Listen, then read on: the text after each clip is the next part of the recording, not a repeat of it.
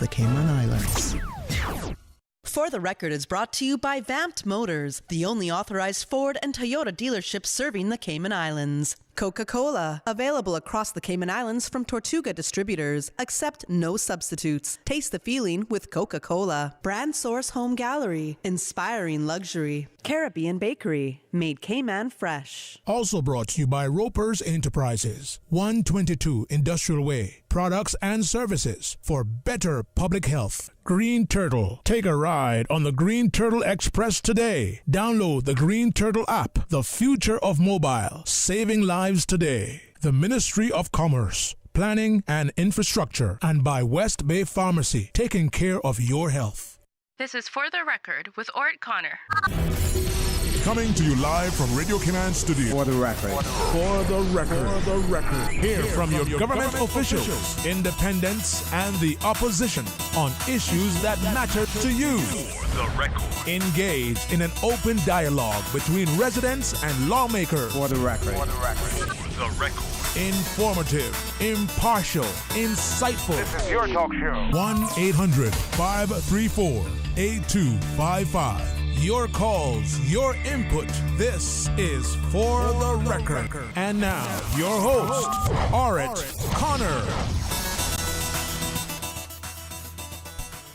Good morning, good morning, good morning, O land of soft, fresh breezes and verdant trees, so fair.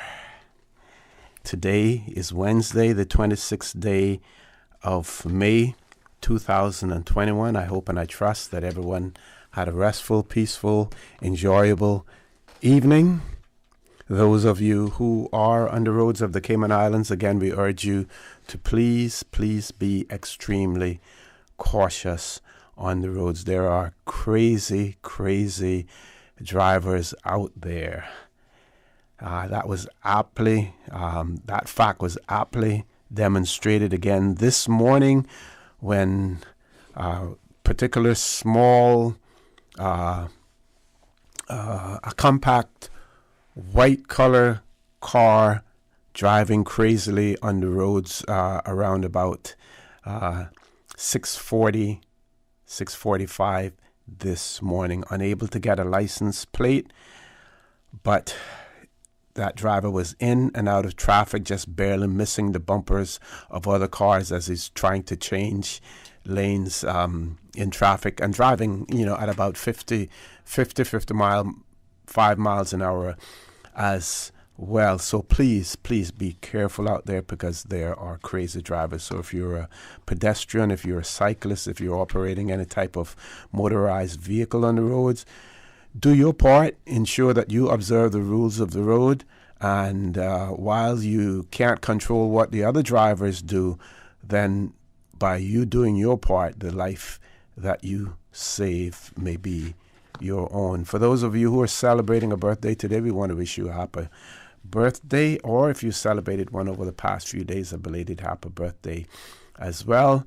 Those of you who have lost loved ones, again, we want to express our sincere condolences to you. We hope and we trust that your faith will help to carry you through these very challenging times and that the memories of your loved ones will be a blessing as well. If you're not feeling well today, either at home or if you have been hospitalized, we want to wish you a speedy recovery as well. And again, a big shout out to those persons out there who are in quarantine. We know that it can be extremely stressful, but one of the ways that you may want to try to relieve that stress is by calling in on Radio Cayman.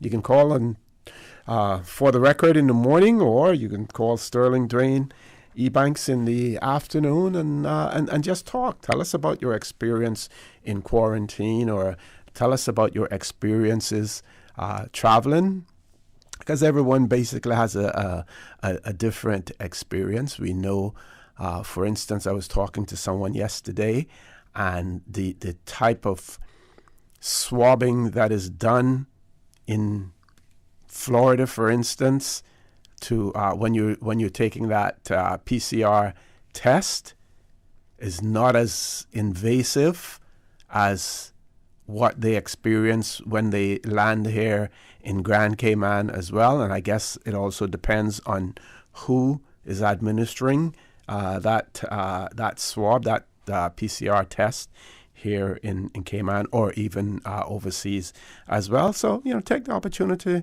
to talk with us about that as well. So a big shout out to all of you. I know some people are due to get out from quarantine today if their testing goes well. So we keep our fingers crossed for you as well. So, folks, I want to thank you for allowing Radio Cayman, and by extension For the Record, into your homes, into your vehicles, as you traverse the busy roads of the Cayman Islands, into your places of work, wherever that may be. As you know, For the Record is a show produced by the staff and management of Radio Cayman, and it is geared towards keeping you abreast of issues as they arise and play out on the local, regional, and international scene. I'm your host, Art Connor, and you're welcome to join me every Monday, Wednesday, and Friday from 7:30 a.m. until 10 a.m.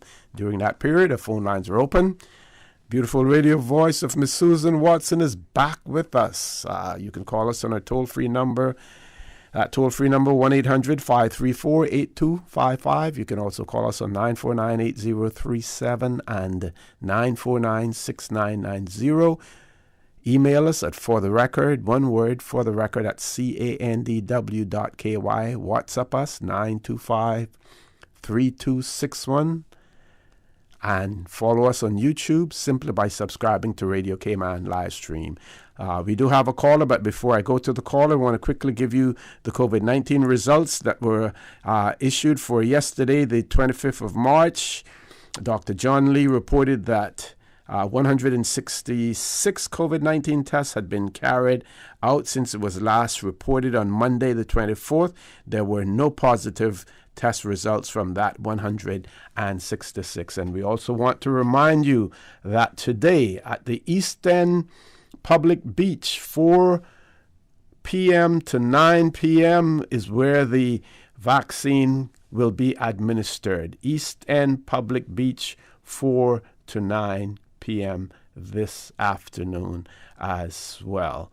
I want to quickly say good morning to Dr. Steve Macfield before we grab the caller that is on the line. Doc, good morning. Good morning. Welcome. Thanks for being with me again this morning. Good morning. Good morning to you, Mr. For the Record, and good morning to all your friends in For the Record land, and to all the Cayman diaspora, and all the listeners who in the far away places, and those who are locally listening to you. Good to be with you again, and thanks for the invitation to come to visit your show. Thanks for being here as well. Let's go to the caller. Caller, good morning. Welcome to For the Record. Hi, good morning, gentlemen, Mr. Osteen. Good morning, good morning. How are you? I'm good. We're hoping both you are well. Thanks. Yeah. Thank you. I had a couple points this morning that I want to talk about briefly.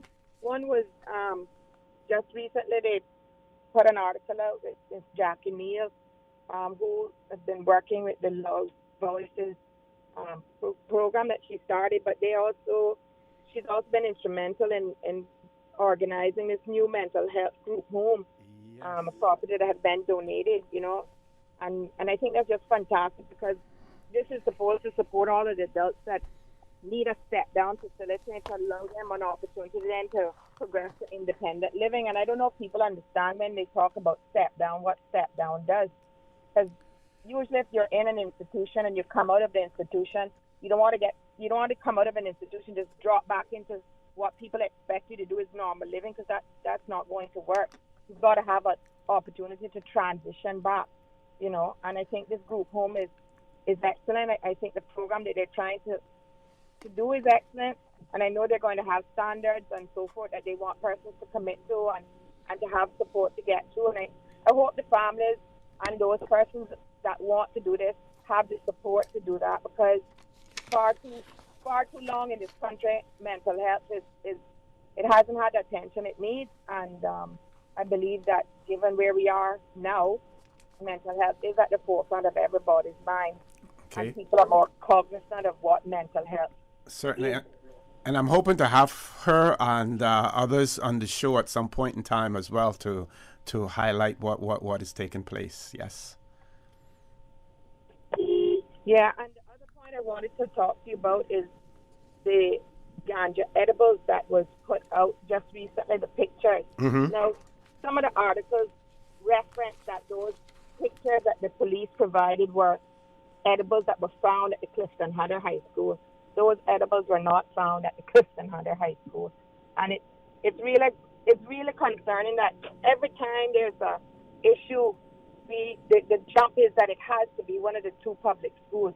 Yes, there may have been an earlier incident, but that doesn't mean that that particular picture was connected. And I don't think the police's, how you'd say, their press release indicated it came from Clifton Hunter, but from another school. And so in the reporting too, I want to ensure that, because I've noticed on a few of the websites that have run the article that they have had to make correction that it is not Clifton Hunter. So it's important too that persons pay attention and that we're not just jumping all over, some of the high schools. Because let me tell you something, the issues here with drugs, they're not just accessed by young people in the public schools, and they're not segregated just our public schools. It's like our public schools have been sensationalized, but we have drug issues in all of the schools because those are children. They're not separate to just being in one school or another school. It's a group of children. It is persons getting access to, and it doesn't limit itself. And it can't behave as if drugs limit itself to a particular area.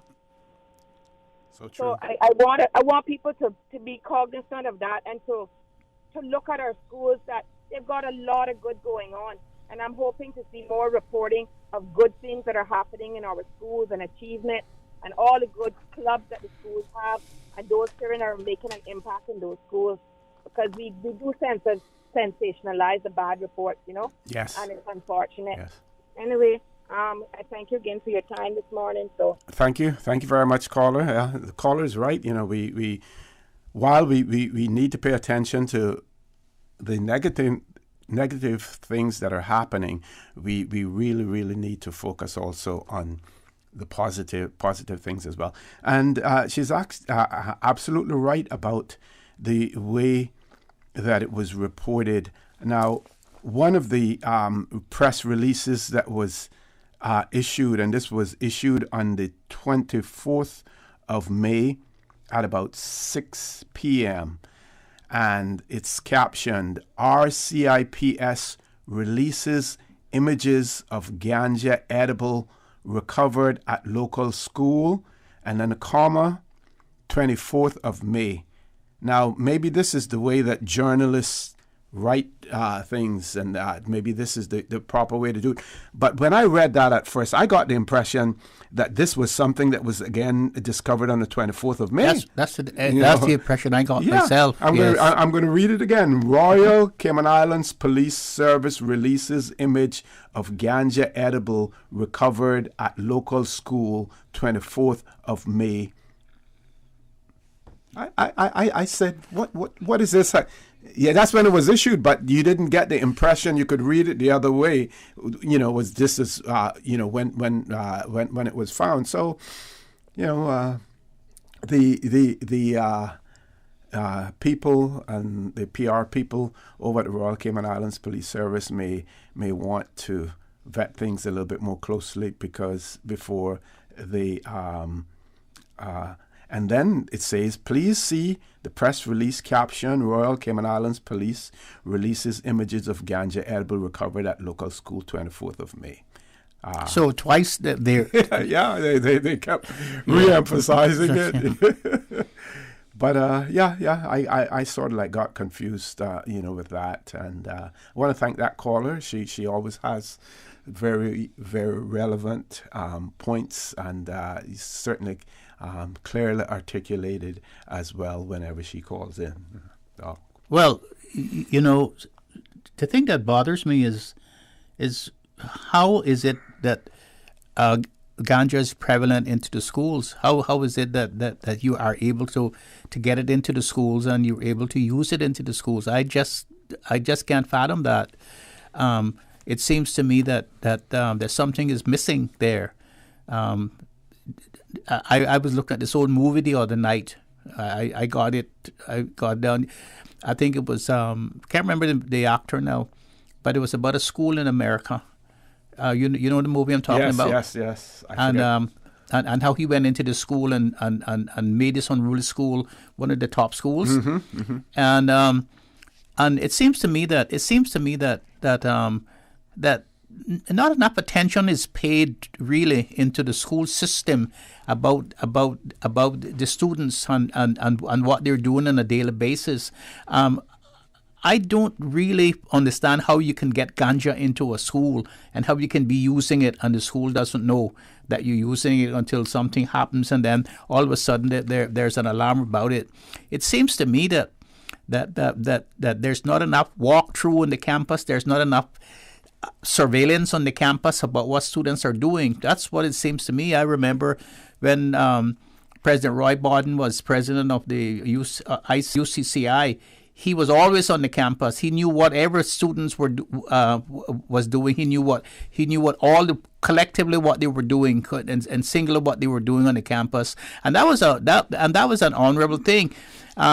You can't run a school by sitting in the class and sitting in your office and expects that, and especially in these modern days now, where you have drug pushers and stuff are trying to make money off anybody. They make them off students.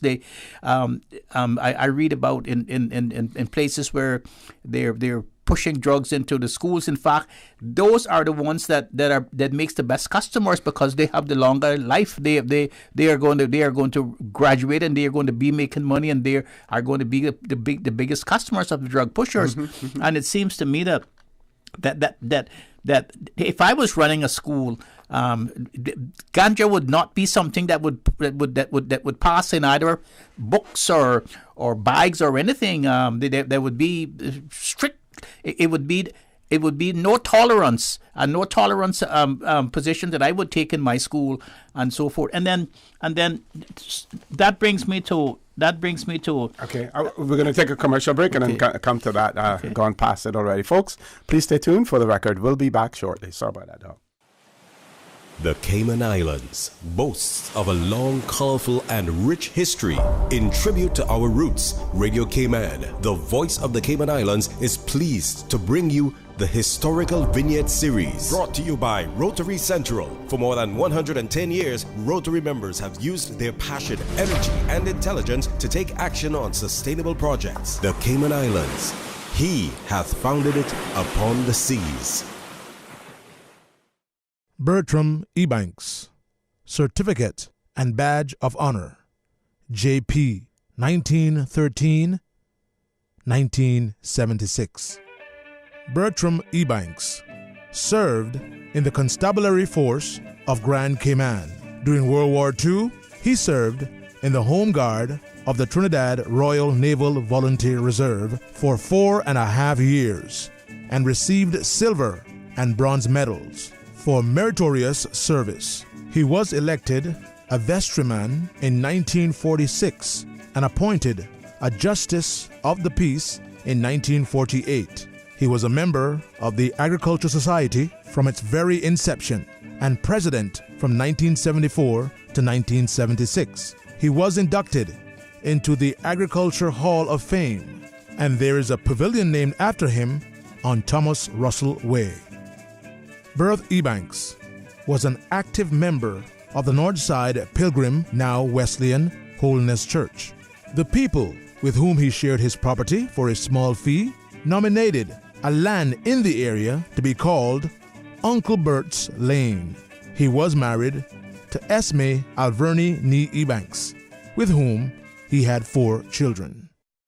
Radio Cayman's Historical Vignettes was brought to you by Rotary Central. For more than 110 years, Rotary members have used their passion, energy, and intelligence to take action on sustainable projects. The Black Tie Affair with a Circus Twist. Step Right Up, the 2nd annual gala hosted by Rotary Central for the Alex Panton Foundation. Saturday, May 29th, Marriott Beach Ballroom. Step Right Up supports the Alex Panton Foundation, dedicated to serving and preserving young people through vulnerable times, mental health intervention, treatment, guidance, preserving precious life. The Rotary Central Gala, The Black Tie Affair with a Circus Twist, sponsored powered and supported by Wheaton Precious Metals, Nelson Attorneys at Law, Massive Equipment, Cayman Spirits. Rotary opens opportunities. Did you know that defective airbags can cause serious injury or even death if not repaired immediately? Right now, millions of vehicles around the world are under recall for faulty Takata airbags, and yours could be one of them. At Vamt Motors, our priority is to make sure the Toyota or Ford you drive is safe. So we are offering customers a free, fast and easy airbag swap out if your vehicle was manufactured in 2016 or earlier. Find out if you need to have new airbags installed by emailing your Ford or Toyota vehicle's VIN or vehicle identification number to service@vamtmotors.com or stop by Vamp's Service Center or call us at 949-2245. Don't risk it. Get the airbags in your Toyota or Ford checked for free at Vamp Motors on Walkers Road. Did you know the third most important factor for customer retention is cleanliness? With 95% of shoppers saying exterior appliance influences where they decide to shop.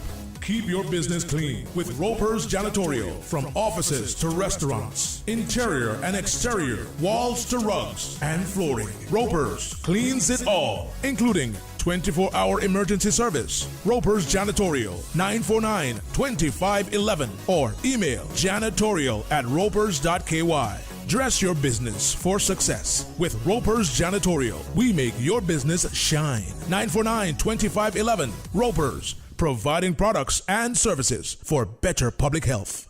Are you feeling sick but don't feel ill enough to go to the doctor? Ask your pharmacist for advice. Here at West Bay Pharmacy, our pharmacists have been trained to offer helpful, easy to understand advice on the treatment of everyday minor ailments for yourself and all the family. Anything from headaches, cough and sore throat to cold sores, our pharmacist will know when medical help is needed and will not hesitate to refer you to your doctor if your symptoms demand it. Like doctors, our pharmacists have a professional code, which means all personal information you give them will be treated in the strictest confidence. Visit us today at West Bay Pharmacy, where we care about your health.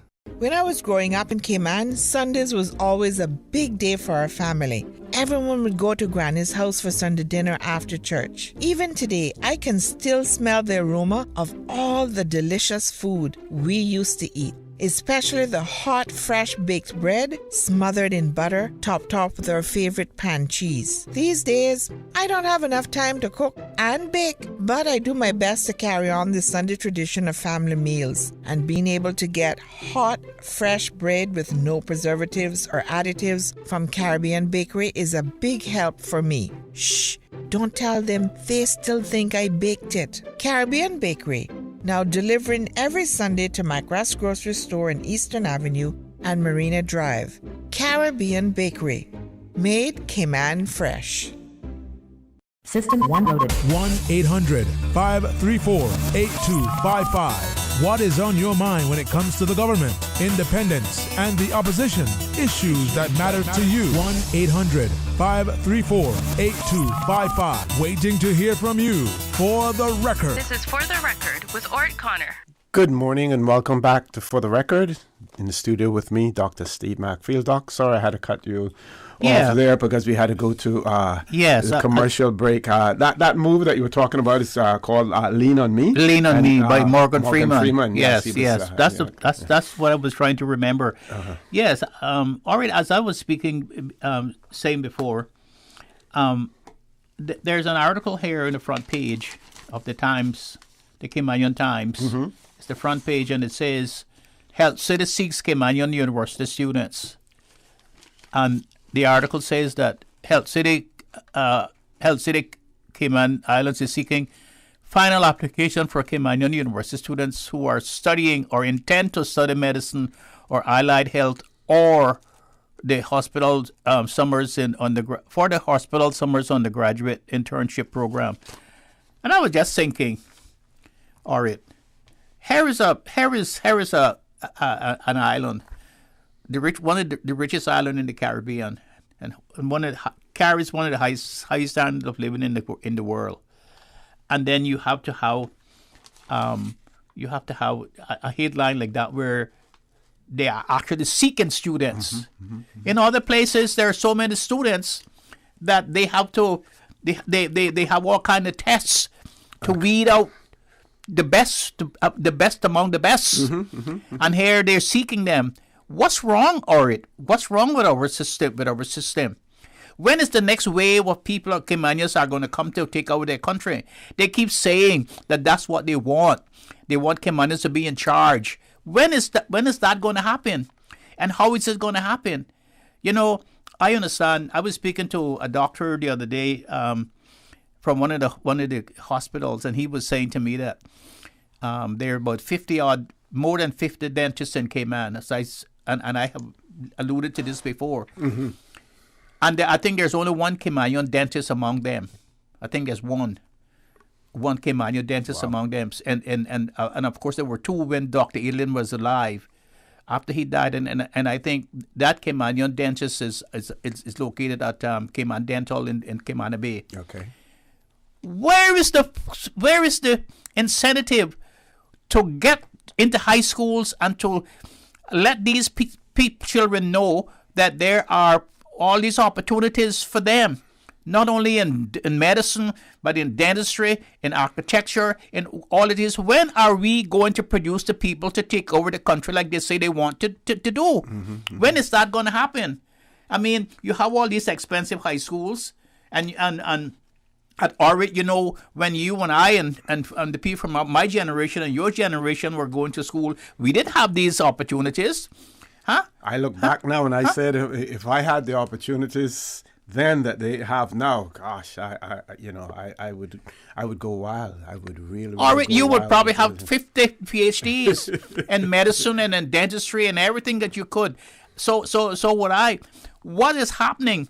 That we keep saying, oh, we don't want the expatriates or the foreigners to take over the country, to take all the professions. What happened to our people? What happened to all of the money that we put into education? And the same thing goes for what you just said when you started the show this morning about the Maccabee driving on the road. Where is the police, the highway patrol man? Where is it? When I first came back in around the 1980s, when I came from northward in the morning going, they had 2 or 3 policemen on motorcycles directing the traffic. You couldn't do that in those days. If that had happened then, what happened now? How many policemen you have now? There 500 or 600? Where are the highway patrol people? Where are the people regulating traffic in the mornings and in the afternoons when traffic at its highest, when people are committing all these offenses? I don't see any of them on the road. Are the cameras, the license plate readers that we talk about in the cameras? What happened to those things? The other thing also is that we have to engage our Caymanian diaspora. We have to start to engage them. We're getting more and more of them who are overseas. And we see places like Jamaica has an entity that engages with its diaspora. Yes. We should have an office or a person designated to engage with our diaspora, encouraging them to come back, to return to the Cayman Islands and to practice their skills here in Cayman and contribute to the Cayman Islands. There has to be an incentive for it, of course, because if conditions are better overseas for them than they are in their own country, you're not going to get them wanting to come back. But we need to engage our people abroad, our Caymanians abroad. There are many Caymanian professionals abroad who would love to come here. During the first phase of the pandemic, I had, and I have to do this very quickly because we're almost 8 o'clock. One of my friends in New York got in contact with me, and someone who's not really distant, a relative of mine who has a doctorate, a PhD, and in North Carolina, she was in charge of all of the testing for the COVID-19. She was in charge, of a segment of that. Got her to provide her sent it to our then minister's office here in Cayman, and I don't believe that she heard anything about it. How do we engage our diaspora overseas? Top of the hour, 8 o'clock news. Folks, please stay tuned for the record. We'll be back shortly. 89.9 FM in Grand Cayman and 93.9 FM in Cayman Brac and Little Cayman.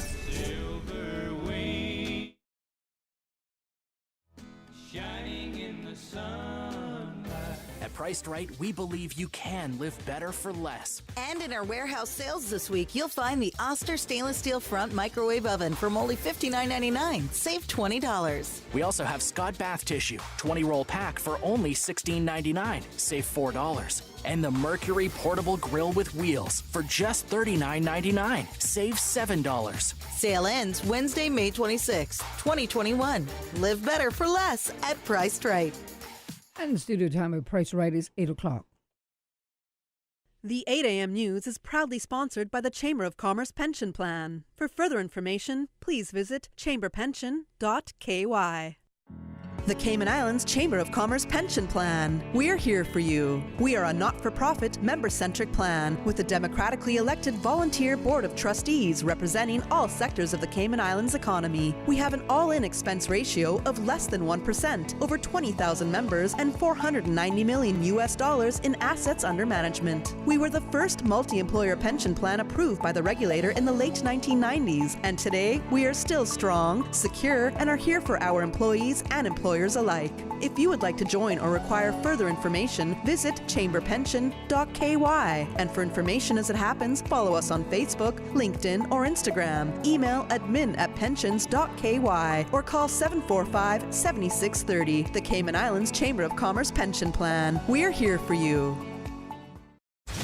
For today's biggest news. Radio Cayman, the voice of the Cayman Islands.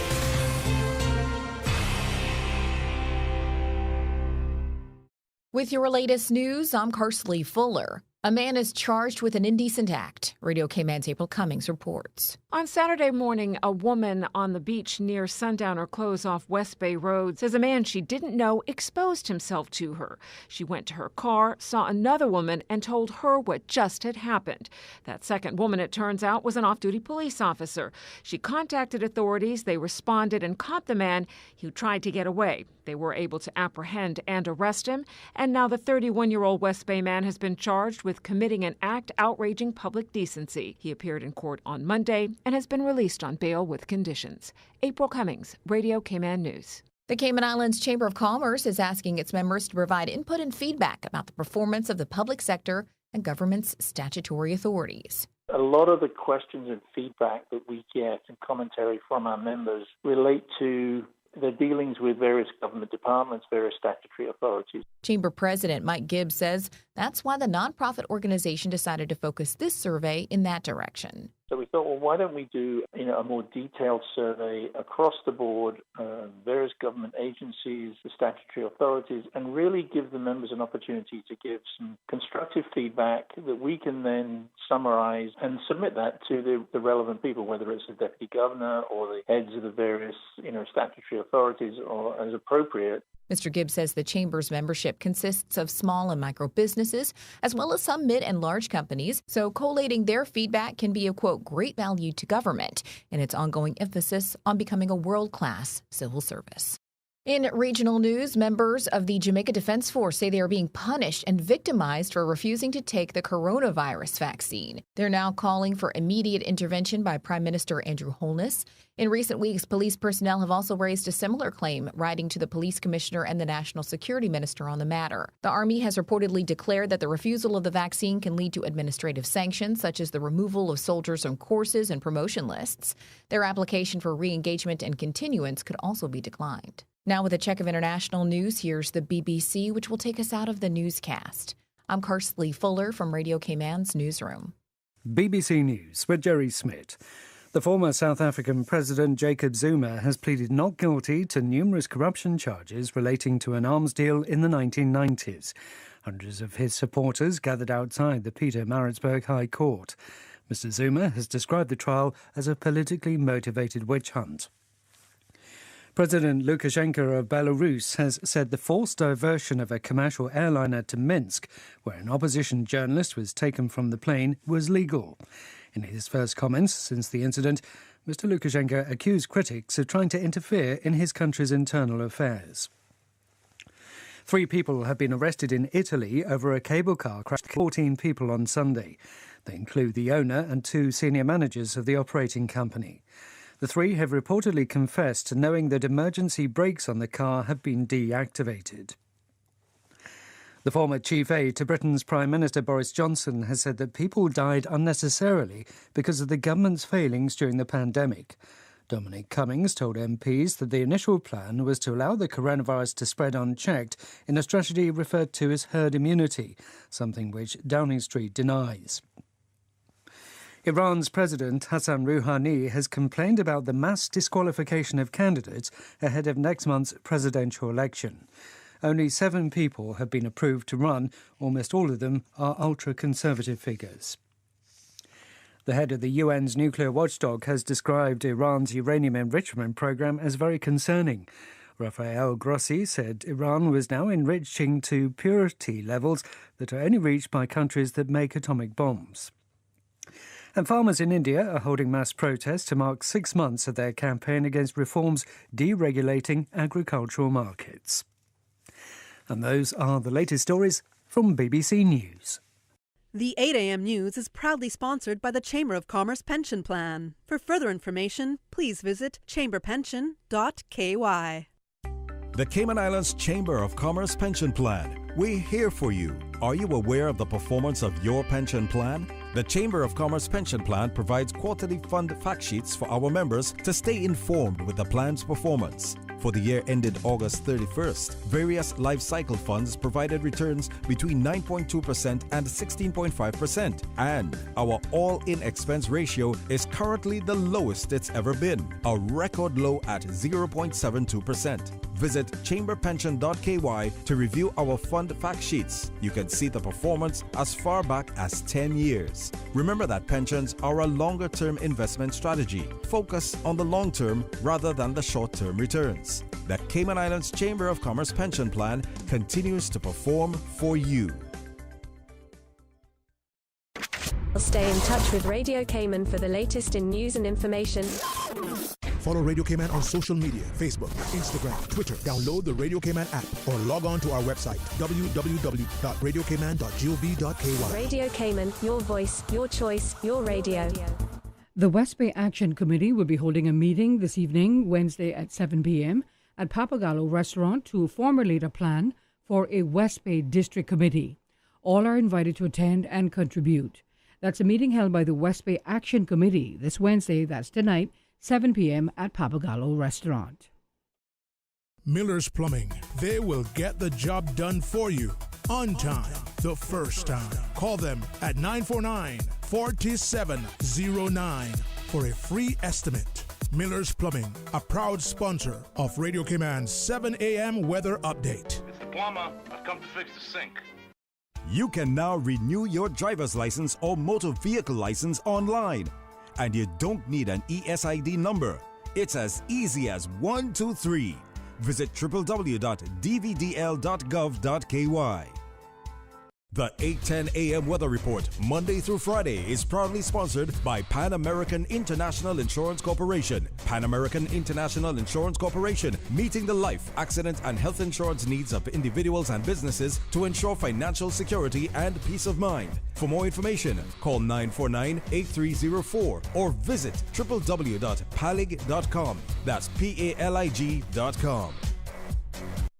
For over 100 years, more than 5.8 million people across the Americas and the Caribbean have placed their trust in Pan American Life Insurance Group. We have delivered on our promise and have proven that we are more than an insurance company. We are family. To learn more about our first-in-class individual and group life, disability and accident solutions, please visit Pan American International Insurance Corporation at Unit 221, Cannon Place East, North Song Road, Grand Cayman, or contact us at 949-8304 and visit us online at www.palig.com. Pan American Life, people you can trust for life.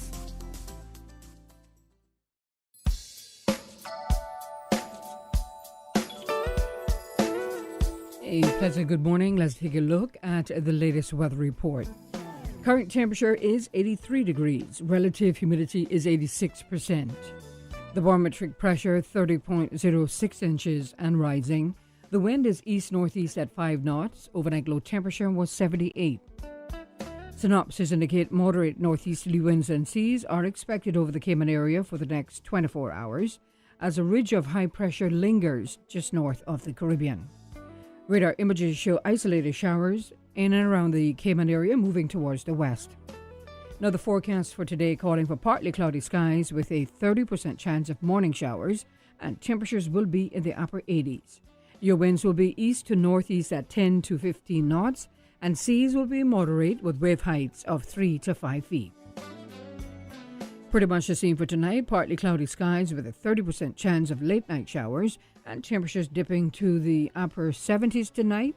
Your winds will be east to northeast at 10 to 15 knots, and seas will be moderate with wave heights of 3 to 5 feet. High tide will be this morning at 8:45, low tide this afternoon at 3:25, and a high tide again tonight at 10:22. The sun will set this evening at 6:56 and will rise tomorrow morning at 5:48. And the outlook is calling for light easterly winds and slight seas from Friday morning as the ridge weakens. That's the very latest on your weather report. The 8:10 a.m. weather report, Monday through Friday, is proudly sponsored by Pan American International Insurance Corporation. Pan American International Insurance Corporation, meeting the life, accident, and health insurance needs of individuals and businesses to ensure financial security and peace of mind. For more information, call 949-8304 or visit www.palig.com. That's PALIG.com. For over 100 years, more than 5.8 million people across the Americas and the Caribbean have placed their trust in Pan American Life Insurance Group. We have delivered on our promise and have proven that we are more than an insurance company. We are family. To learn more about our first-in-class individual and group life, disability and accident solutions, please visit Pan American International Insurance Corporation at Unit 221, Cannon Place East, North Song Road, Grand Cayman, or contact us at 949-8304 and visit us online at www.palig.com. Pan American Life, people you can trust for life. During these unprecedented times, Radio Cayman, the voice of the Cayman Islands, is pleased to bring you the Cayman Strong Series. The Cayman Strong Series is brought to you by OnCourse Cayman. Visit oncourse.ky to view a full list of wellness services and their qualified team. OnCourse Cayman, health, wellness, and happiness.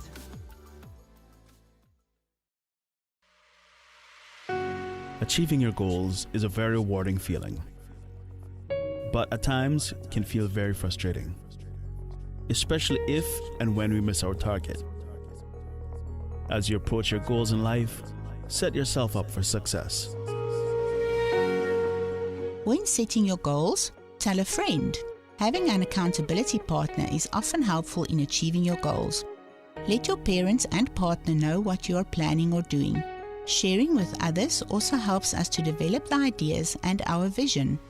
Writing down your goals can help to solidify them for you and help you to stay accountable. Change your thinking and change your life.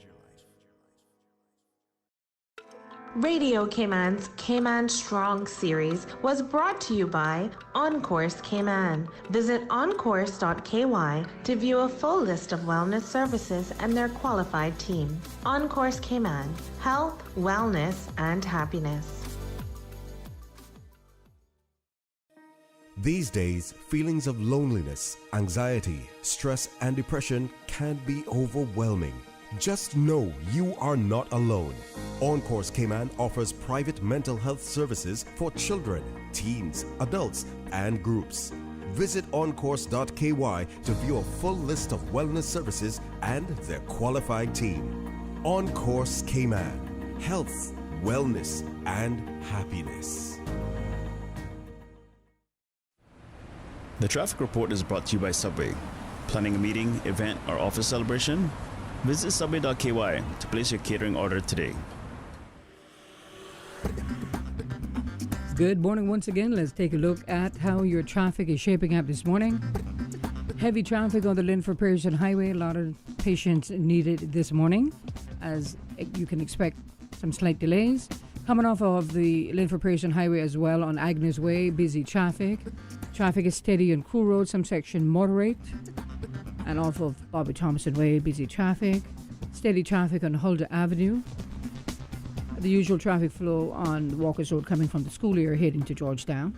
Light traffic on Owen Roberts Drive, and traffic is light as well on Edward Street in front of the Georgetown Post Office, and traffic moving along moderately on Shedden Road. As we look to the West Bay Road in front of the Ritz, traffic is moderate in both directions. Coming from the Butterfield roundabout heading towards the Industrial Park area, expect some slight delays, but nothing to worry about too much, as traffic is steady. And coming off the Esterly Tibbetts Highway heading towards the Butterfield roundabout, steady but flowing traffic. That's the very latest on your traffic. Join us again at about 10 minutes after 12 o'clock. We'll give you another traffic report. Remember, while on the road, take my advice. Always use a handheld device. One text or call could wreck it all. Things just got a bit hotter on the island. Come in today and order the new spicy Korean subs at Subway. They're sweet, spicy, and especially satisfying. Stop in and try the pulled pork with spicy Korean sauce, or the chicken with spicy Korean sauce. And you can message WhatsApp at 929-4658. Order online or use Let's Eat or the Bento app.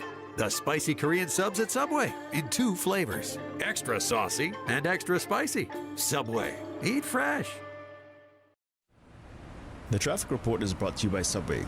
Planning a meeting, event, or office celebration? Visit subway.ky to place your catering order today.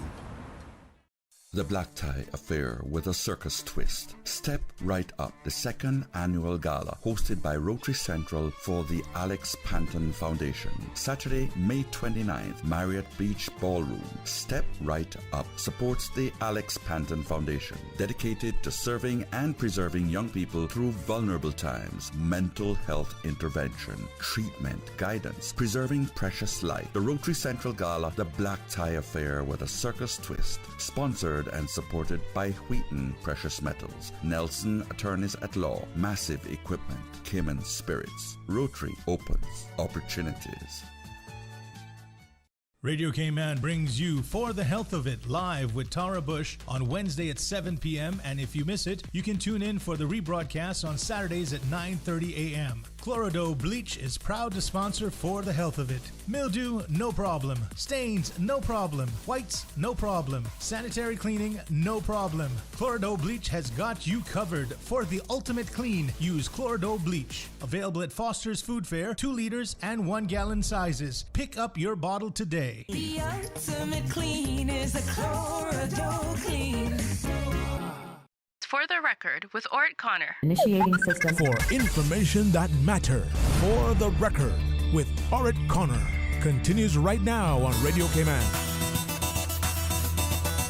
Good morning and welcome back to For the Record.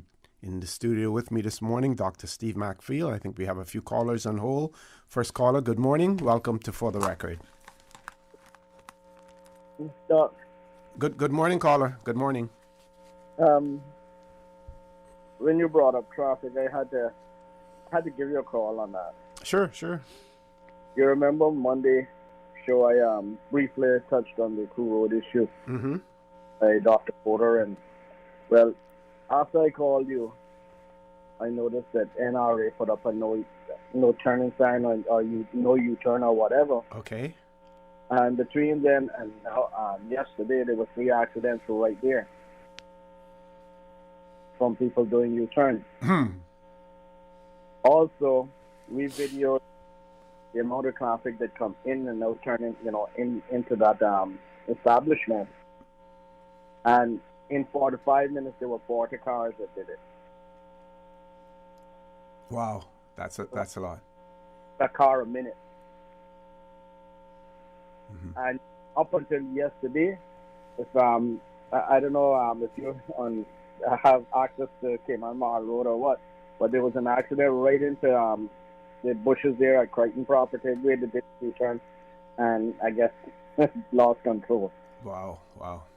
So police are not doing their job because yes, the U-turn sign, no U-turn is there, but you're gonna tell me that you can get at least one officer out there at least 1 or 2 days a week to see what's going on. Mm-hmm.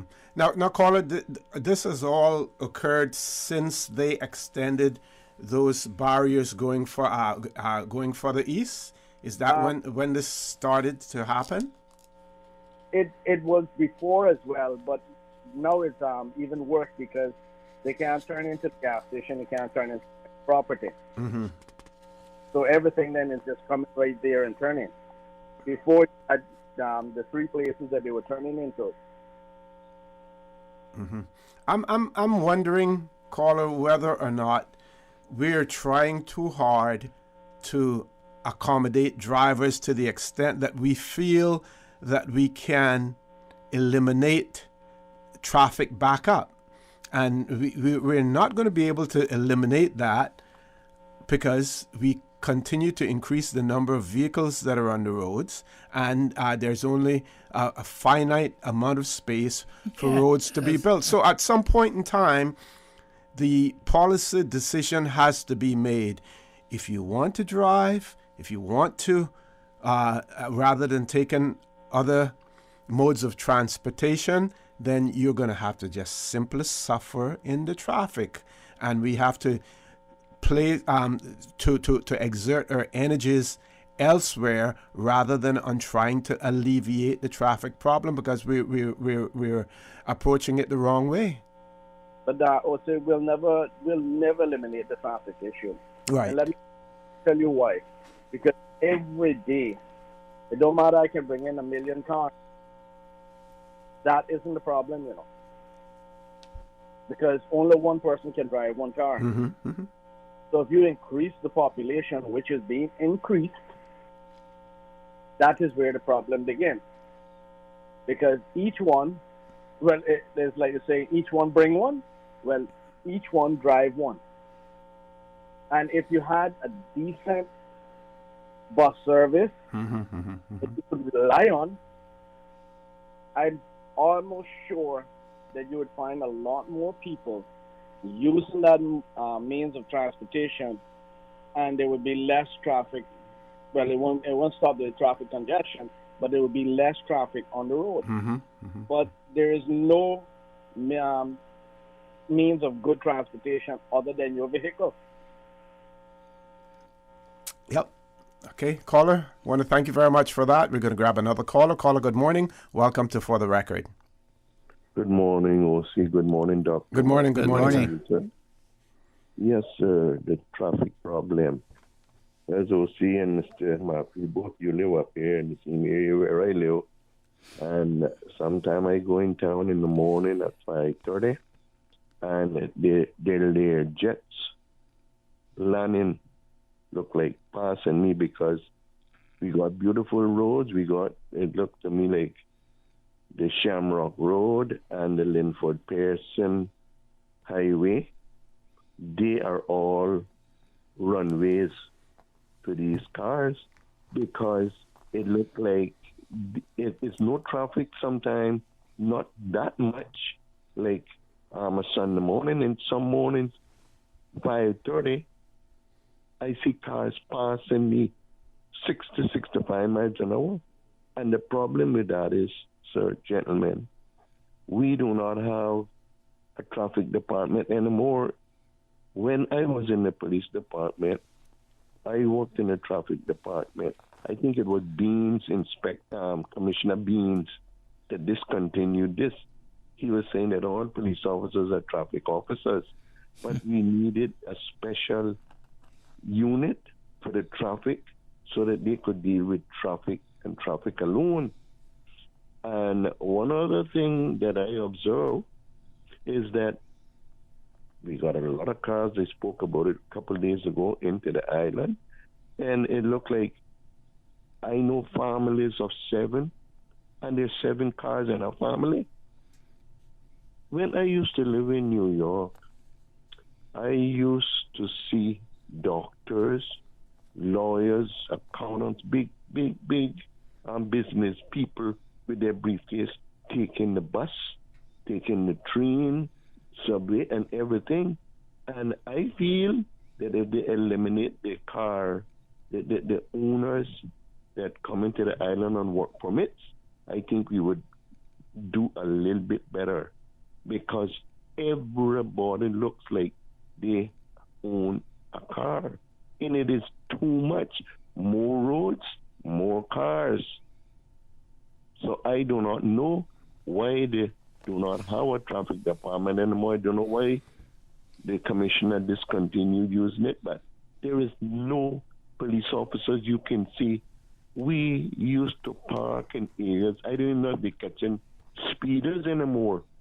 I think they have. There was a report that was put out the other day. The number of speeding tickets that had been issued have gone up as well.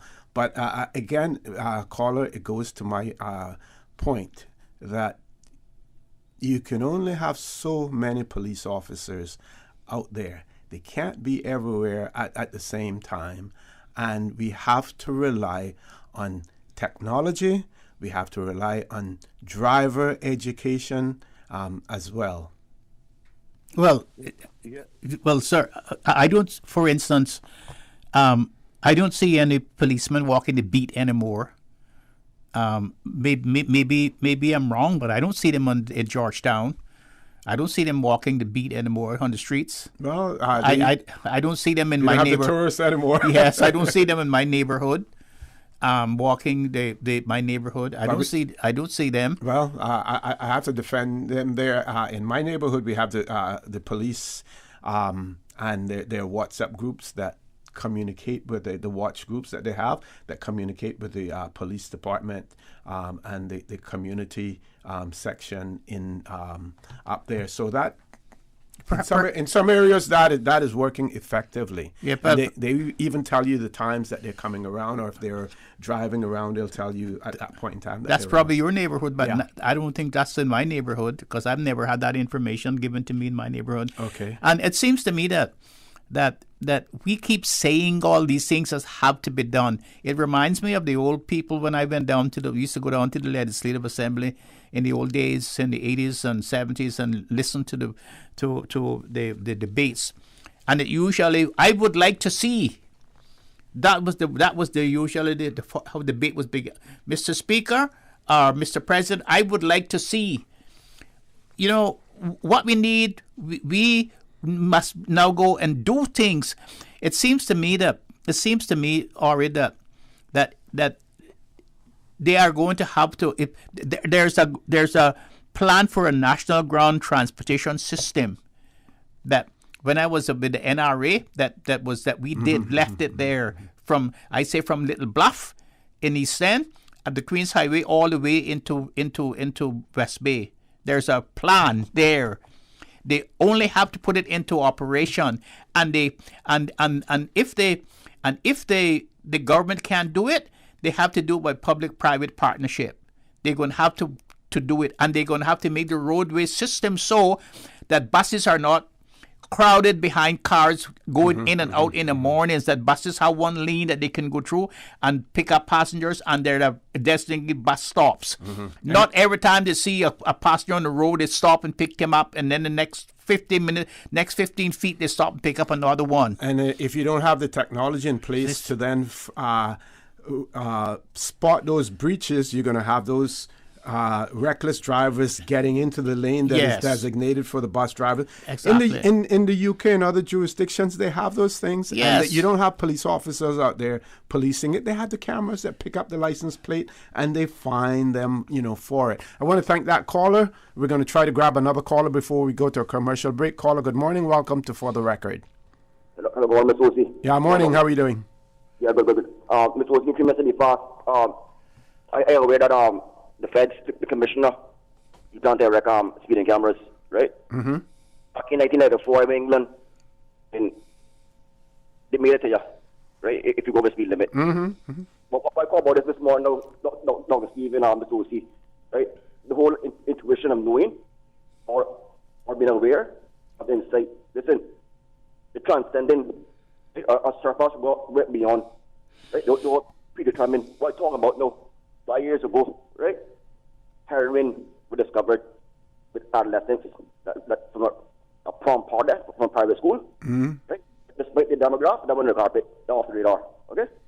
And what happened now, lately here it came on now, obviously marijuana, if it's edible, you have illusions or delusions, or you hallucinate. Okay? Okay. And the point to me now, Mr. OC, alcohol, I know alcohol. Alcohol is very dangerous, believe you me. Alcohol, believe you me, if you cross drink it, different spirits, you're gone. You're off the cannon. And tobacco now, secondhand smoke, for instance, the more dangerous than the smoke itself. You understand? Passive smoke, the more dangerous. I learned life skills, right? Each cigarette, 6 minutes later, gone. Each charge a stick, that's gone. So, I mean, I understand people, they're concerned with adolescents and teenagers, whatever.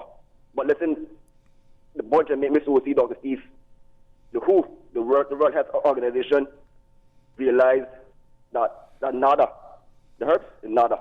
The spiritual. You see where I'm from? Question though. I understand still that, boy, we need a church and state, but still we got free up. We got free up. Because people life with damp and damage. Like me, I'm passionate about it. I tell you, I spent around 50, and the judge will let me go. But the bailiff, he's the same boat as me. Like, you know it all. Go to court too. And then the judge let me go. So, take a ring, how do we address the issue? How do we address the issue of drug use and the preponderance of drugs, especially marijuana, in our schools? How do we address that problem? You know about edify education. That's all about, right? Edify education, right? You abstain from it, right? But how do we do it? We tell them to abstain from it, but we get on the radio and we promote the use of it and the decriminalization of it. You see, Mr. Dr. Steve, the herb not danger enough.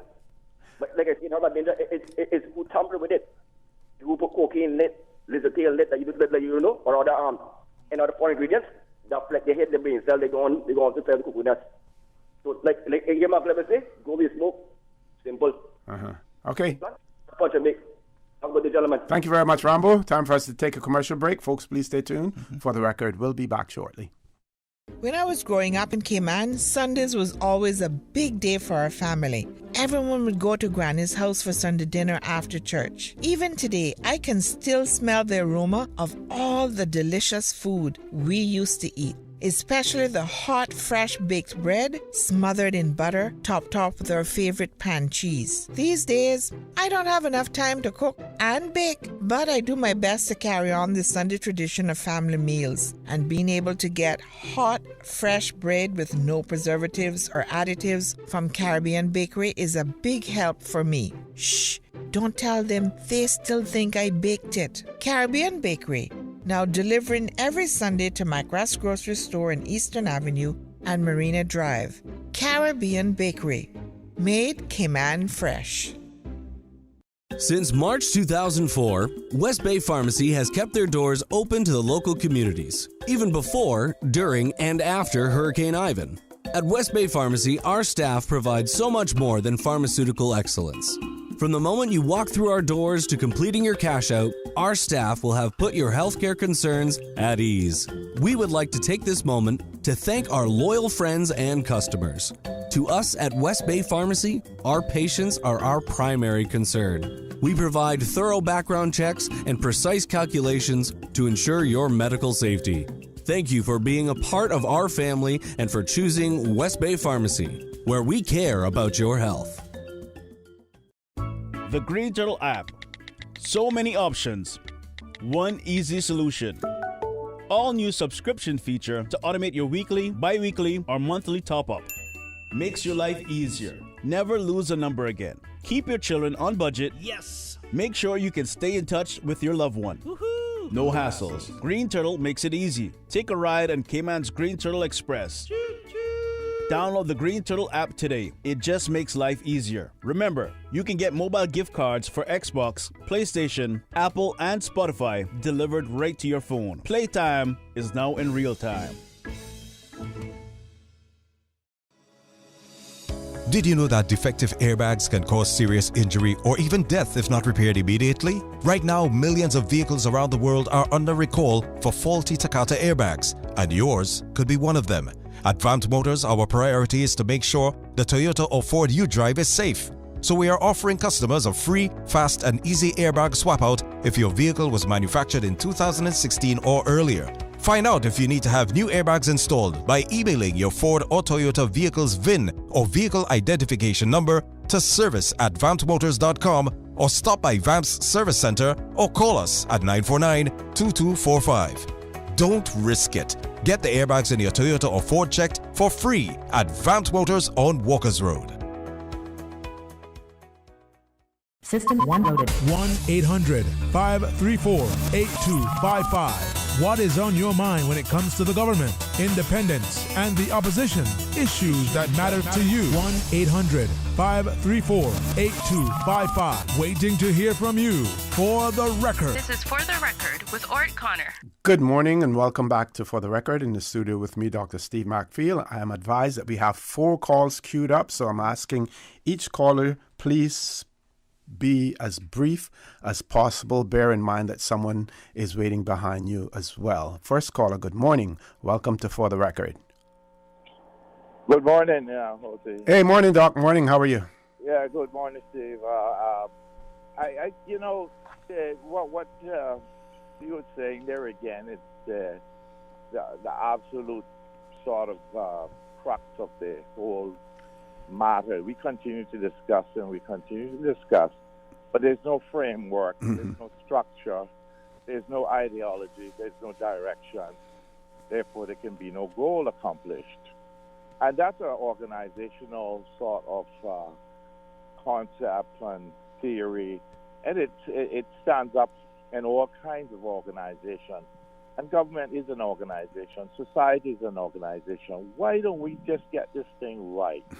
You cannot have a child and an adult both making the decisions at the same time. If Cayman is the colony, the child, and Britain is the adult, represented by the governor, how do we actually get this thing to work? We got people elected again. We're in the same situation where they go there in the civil service, start taking over. They go and they succumb to that idea of British superiority as represented by the governor and the bureaucracies. And they will not listen to people in the society. They will not build a political structure and ideology and a nation concept that will allow us to be able to work out priorities based upon what the majority decides. And that decisions or those decisions are held together by a political structure, not within the bureaucracy, but outside the bureaucracy, namely in political parties. And so we just keep on talking about the same thing. And we will not take intelligent experiences, research, and put some structure in place so that there can be some kind of policy institute or whatever it is that keeps and creates some type of cohesiveness in terms of the decision making and the definition of goals and the evaluation of those. Well, Dr. McFeel, Dr. McFeel, I agree with you. And the problem that we have is that the old political mastery, the old political saying, to the victor goes the spoils. Once they win, they don't want anything to do with the other people in their society anymore. This is the only society that I see that doesn't garner the information and the intellect of their people, of their intellectuals in their society. And this is why the society doesn't grow any further than what it is. It's the same old thing. If you go back and look into politics 50 years ago, we're at the same place that we are now. The only thing that we have is big, beautiful buildings that are not owned by us, that's not controlled by us, and it's the same thing. It's the same thing over and over and over and over again.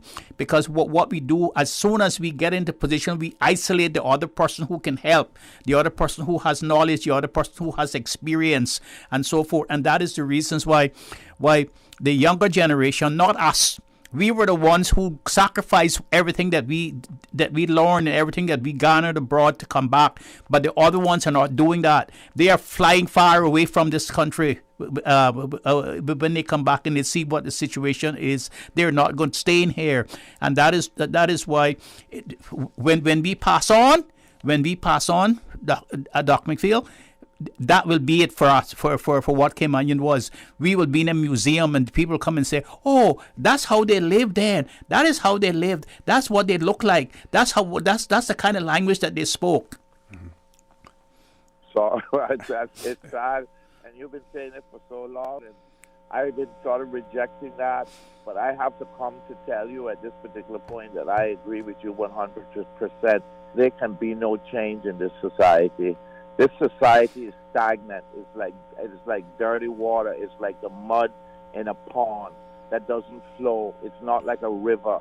There is no regeneration in this society because they refuse to accept that constructive debate can only exist when it's renewed. And when that renewal cannot come if they do not use up some of the energy, at least trying to do something new. I am so surprised. My experience in the government tells me that when you go in there as a minister, you get lost. Mm-hmm. People start complaining about the fact they don't see the people anymore. I warn them about that. That's why we change governments, because we go in there, we believe that we're the administrators. We take up the position as administrators rather than being politicians that are formulating policies, but we cannot formulate policies based upon civil service advice only. We must formulate policy based upon advice from the people, and there has to be a channel for that advice to them. And that can only be through political parties or through forums and sensible debates. But when they isolate themselves from their base, from the intellectuals in the society, the people with ideas in the society, they're going to do and repeat the same thing. It will be stagnant. I'll let you all go. Thank you very much, Doc. Thank you very much for that. Let's grab another caller. Caller, good morning. Welcome to For the Record. Good morning, caller. Welcome to For the Record. Good morning, OC, and good morning to Good morning. the doctor. Is that Lord Graham? It is Lord Graham. Okay. Good morning, Lord Graham. Okay. Yeah, Lord Graham are supporting you on the policing. I think we need to do what you said, get back to old-time policing, because back in the day, a handful of policemen covered the whole island, and now that we have more policemen per capita than any other Caribbean island and more cars and equipment, I think we should be able to cover more areas than I think they're doing. That will discredit what Mr. O.C. said about policemen can't be everywhere at all times, but there can be more places than they are now.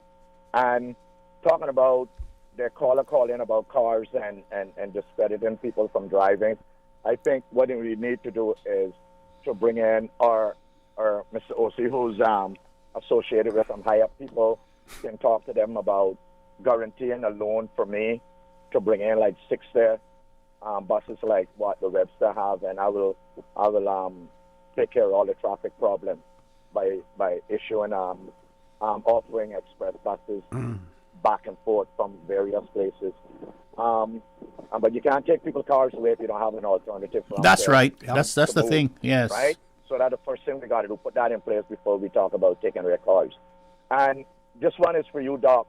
Doc, do you think that it's left to the elected people to decide whether or how our population should grow, or how we should accumulate our population? I don't think that they should be the one to decide who become Caymanian and who are not Caymanian. I don't think that should be left to them, for them to decide who should be Caymanian. Mm-hmm. Who should decide? What is your take on that? Well, population should grow naturally from among the people in the country. If you look at the statistics, the last time I looked at them, I think that Caymanian population was growing 1.5%. 1.5%. while the expatriate population was growing 2.5 or 2.75%, it means that we are not producing enough people in our own population. And if we continue to the trend that we're on, the road that we're on, by manufacturing a population from outside, what's going to happen is that you're going to have your own indigenous population. I know people don't like to hear that word, but I can't find a better word, because we were here first, so we must have been indigenous. So if you keep manufacturing population and multiplying population from outside, what you're going to have is that you're going to have your people become a minority, and soon they're going to be they're going to be their demise. What happens with in many countries through the history of the world? Well, you see, a country is conquered. The conqueror usually brings his own people into the country to multiply the population so that he can have the demise of the people that they conquer. This happens all over, because the conqueror does not want him to be to have the similar status as the people who they conquer. It is only stupid people who would multiply the population from outside to destroy their own people and to put their own people, similar to what has happened in North America and it's happened in Central America when the Europeans came over. But it goes to what Dr. Frank McField said earlier, and to answer Lord Graham's question in that regard, whether or not politicians should be allowed to make those decisions. Remember what Dr. Frank talked about, not going in there and trying to make decisions themselves, but tapping into the expertise, either through the political parties, through groups, through advisory groups, or whatever. That's what needs to be done, so that at the end of the day, there is consensus that is formed, consensus that is created in terms of the direction that we should go. And some things may have to be presented in the form of a referendum. Exactly. In that regard. But Lord Graham and Orit, that is the reason, one of the reasons why we don't have district councils, because they do not want to take advice from the people who are actually part of the whole population. Yeah, we know that. Okay, Lord Graham, we're going to ask you to leave us there. We're going past our commercial break. We still have, I think, 2 more callers queued up as well. Folks, please stay tuned for the record. We'll be back shortly. Are you feeling sick but don't feel ill enough to go to the doctor? Ask your pharmacist for advice. Here at West Bay Pharmacy, our pharmacists have been trained to offer helpful, easy-to-understand advice on the treatment of everyday minor ailments for yourself and all the family. Anything from headaches, cough, and sore throat to cold sores, our pharmacists will know when medical help is needed and will not hesitate to refer you to your doctor if your symptoms demand it. Like doctors, our pharmacists have a professional code, which means all personal information you give them will be treated in the strictest confidence. Visit us today at West Bay Pharmacy, where we care about your health.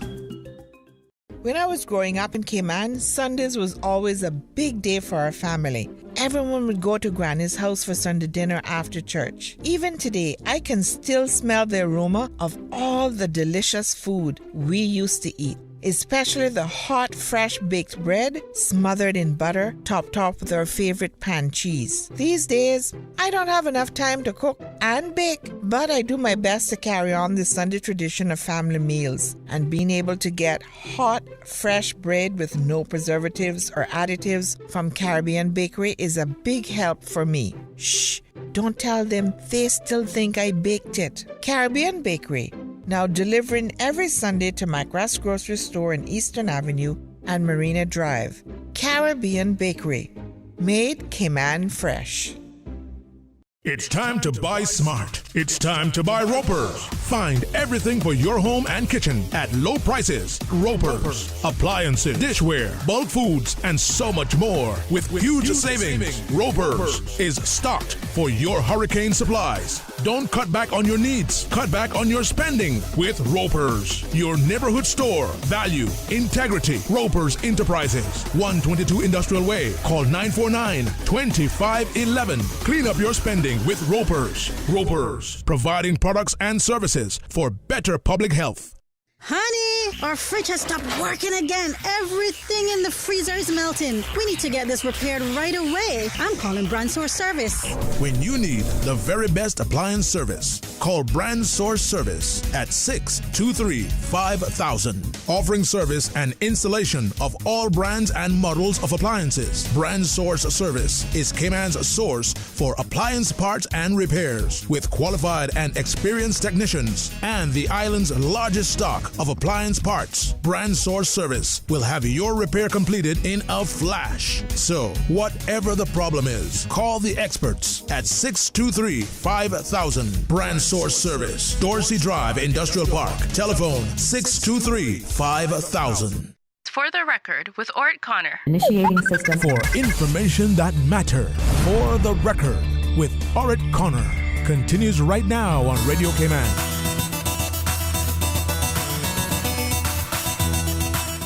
Good morning and welcome back to For the Record. In the studio with me, Dr. Steve Macfield. We have two callers. Before we go to the callers, I just want to defend our community policing officers.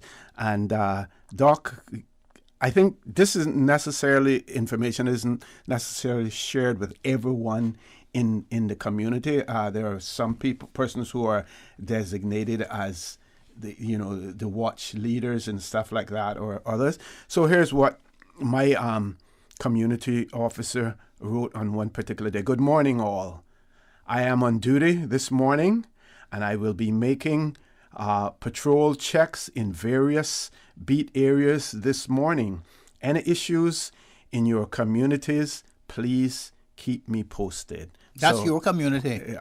Yeah. But that's not the community of Northward. But they have one in Northward as well. But like I said, it may not be circulated to everyone in there. Hasn't come by our gate. Yeah. Hasn't come to our house and identified themselves as a community officer or person who's there for security. Okay. Well, if anyone is listening and is involved in the Northward group, we would like to hear from you as well. It would be great to hear from you. Let's go back to the phone lines. Caller, good morning. Welcome to For the Record. Good morning. Is it my turn now? Yes, it is. Okay, good morning. Morning, my dear. Good morning, ma'am. Yes. I got 1,000 things. I got to pick one. And the one I'm going to pick now is one that was raised on this program at this time. Talking about politicians making decisions in Cayman. I am of the opinion that our politicians don't make too many decisions for us or about us. They may sign on to issues and policies against us. But I don't think they do make these decisions. I think they sign off, acquiesce to, and it becomes, the play of the day. But as for coming to a conclusion, sit down, coming up with a concept, creating policy, and, all that surrounds that, and I don't even see them doing much to create legislation around the policies that we live under. I don't know. I could be wrong, but maybe, Doc, you could speak to that a little bit for me. And Kof, you got it made this morning, though. Thank you. Okay, bye-bye. Take care. Talk to you later. Next caller, good morning. Welcome to For the Record. Hi, good morning. I'll speak to you and Dr. McField. Good morning, my friend. Sir. Two quick topics here. I've never been a politician and don't care to be one, but here we have people that campaign, and they campaign with many subject areas, and we go and vote for them and elect them. Mm-hmm. Remember, they say, elect me and I'm going to represent you. Well, if you elect me to represent you, that's exactly what I'm going to do, right? So if I go there and say, well, I believe it's in the best interest of the island to increase the population, then I believe an issue like that, they should come back to you and say, well, this is what we plan to do, etc., etc. What's your take on that? Yep. But being a politician in Cayman, You're damn if you do, and you're damn if you don't. So I don't know how to address that one. Now I wish this government here is success. Like I wish every other government is success, because if they fail, we fail. Okay, so this is not about whether you're red or blue or green or whatever you are. This is about the success of Cayman. Anyway, not to dwell on that too much. What I was called about really is the traffic situation. Okay. Yes. See, I boast to friends that leaving West Bay at any given point in time, you can be, by A.L. Thompson, because I use A.L. Thompson simply because it's that represents Georgetown from the West Bay perspective, coming on the bypass. And I would boast in you, you can be there in 10 to 12 minutes. You try that now. I mean, I don't know, the cars have simply just multiplied, and what this government needs to do is to simply put their foot down and say, listen, we are putting a moratorium on. The problem is not cars coming from America, Mm-hmm. It is cars coming from Japan, because Japan does not want their dialect vehicles, so they sell them to other countries at pennies on the dollar. Mm-hmm. They're cheap and affordable. Yes. Exactly. And what we're finding is, I can tell you of individuals who are here on work permits that bring in these cars and sell them. Cayman has become, I don't know what's the best word to use for Cayman anymore, because we have become like prostitutes. Cayman is really trying to be a prostitute. Everybody come and use it, And what the government has got to do is put their foot down and say, hey, look, sorry, as of July 30th, 2022. No more, right, exactly. No more cars being imported from Japan, and only those people who have a license to import vehicles will be allowed to import them. Simple. You got to do something, because we're not building roads every day. We can't expect the government to build roads every day. That is literally impossible. No country can sustain that, right?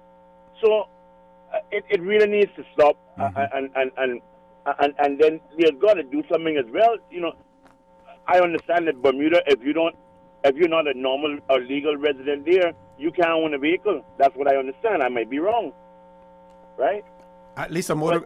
It's difficult to own a motor car. Yeah. Yes. Mm-hmm. Exactly. You can own a motorcycle. Okay. Or a there scooter. Then, right. So something needs to be done, and unfortunately, it's become to the extent where where it is getting really, really serious with traffic in Cayman. I mean, it's beyond now. I am happy now I don't have to traverse to the Eastern District, from the Eastern District and to the Eastern District on a daily basis, because it would drive me crazy. Well, sir. Yes, sir. One thing that could assist us is that if they took in, say, a dozen traffic officers, that's a traffic department, highway patrol, like they call in other countries, highway patrol, 12 traffic officers that out in the morning and they're out in the afternoons. That's what they do. They do traffic. Two or four of them. Two are coming down in the morning, and two are going up in the morning on the Eastern District, and the same thing in West Bay, and the same thing around town. That's all it needs. It's just you don't need rocket science to do that. You don't need to have a university degree to do that. And I'm sure that they have money that they could hire 12 young people in Cayman and teach them how to ride motorcycles and teach them how to regulate traffic. It's so easy to do. It's so easy to do. I don't see what's the problem with it. If not, then give it out to privatize it. Give it to somebody to do, and pay them to organize the traffic in the mornings, and they train the people and buy the equipment for them. That's That's a possibility. They can give concession to all the wealthy people to put on all these apartment buildings and all of these hotels and stuff. Then give the concession to their own people to regulate the traffic and so forth. Okay. Caller, I want to thank you very much for that. We have reached the top of the hour. We still have callers on hold, but we have to go to headline news at 9 o'clock. Please stay tuned. For the record, we'll be back shortly. From district to district, moving through the waters to Cayman Brac and Little Cayman. Your station, your voice. All things Cayman. One radio, many people. This is home. Radio Cayman in the Cayman Islands. Today's biggest news. Radio Cayman. Your voice, your choice. Local, regional, international. This is Headlines from Radio Cayman's newsroom. Today's biggest news. Government reported the results of 166 COVID-19 tests on Tuesday. All came back negative. Public Health says more than 78,000 vaccines have been administered locally, with an estimated 65% of the population getting at least one of the two-dose course. A former colleague of opposition journalist Roman Protasevich, who was arrested in Belarus after being taken off a diverted flight on Sunday, says dissidents now fear for their lives. Stepan Putilo told the BBC that he had received death threats in the past, but now he's, quote, taking them seriously. Mr. Putilo founded the opposition social media channel Next on Telegram, where Mr. Protasevich had acted as an editor. He and his girlfriend are both in custody in Belarus. And George Floyd's sister has boycotted a meeting with U.S. President Joe Biden, saying he, quote, broke a promise to enact police reform legislation by the anniversary of her brother's death. While Bridget Floyd attended a rally in Minneapolis, other family members lobbied Mr. Biden at the White House to help pass the bill. The George Floyd Justice and Policing Act is stalled on Capitol Hill. On Tuesday, cities in the U.S. and abroad marked a year since Floyd's death. Those are your headlines. I'm Karsley Fuller. For the latest in news and information, follow Radio Cayman on social media, Facebook, Instagram, Twitter. Download the Radio Cayman app or log on to our website, radiocayman.gov.ky. For the record, with Ort Connor. Initiating system. For information that matter. For the record, with Ort Connor. Continues right now on Radio Cayman. Good morning. Welcome back to For the Record. Before we go back to the phone lines, just want to share this email that we received. This person says, my Caymanian son is my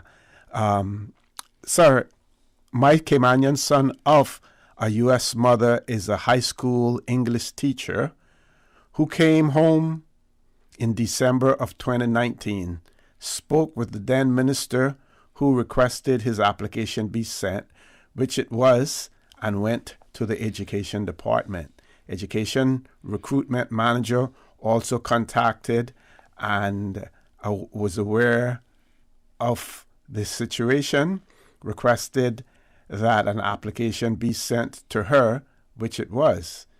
He didn't even get the courtesy of a reply. So, of course, he got offers from private schools who wanted to grab him up. Is it any wonder then why public schools are behind the private? What do you expect if the administration does not seem to have the drive to encourage Caymanians, especially when we want to see Caymanian teachers? Good point. Caller, good morning. Welcome to For the Record.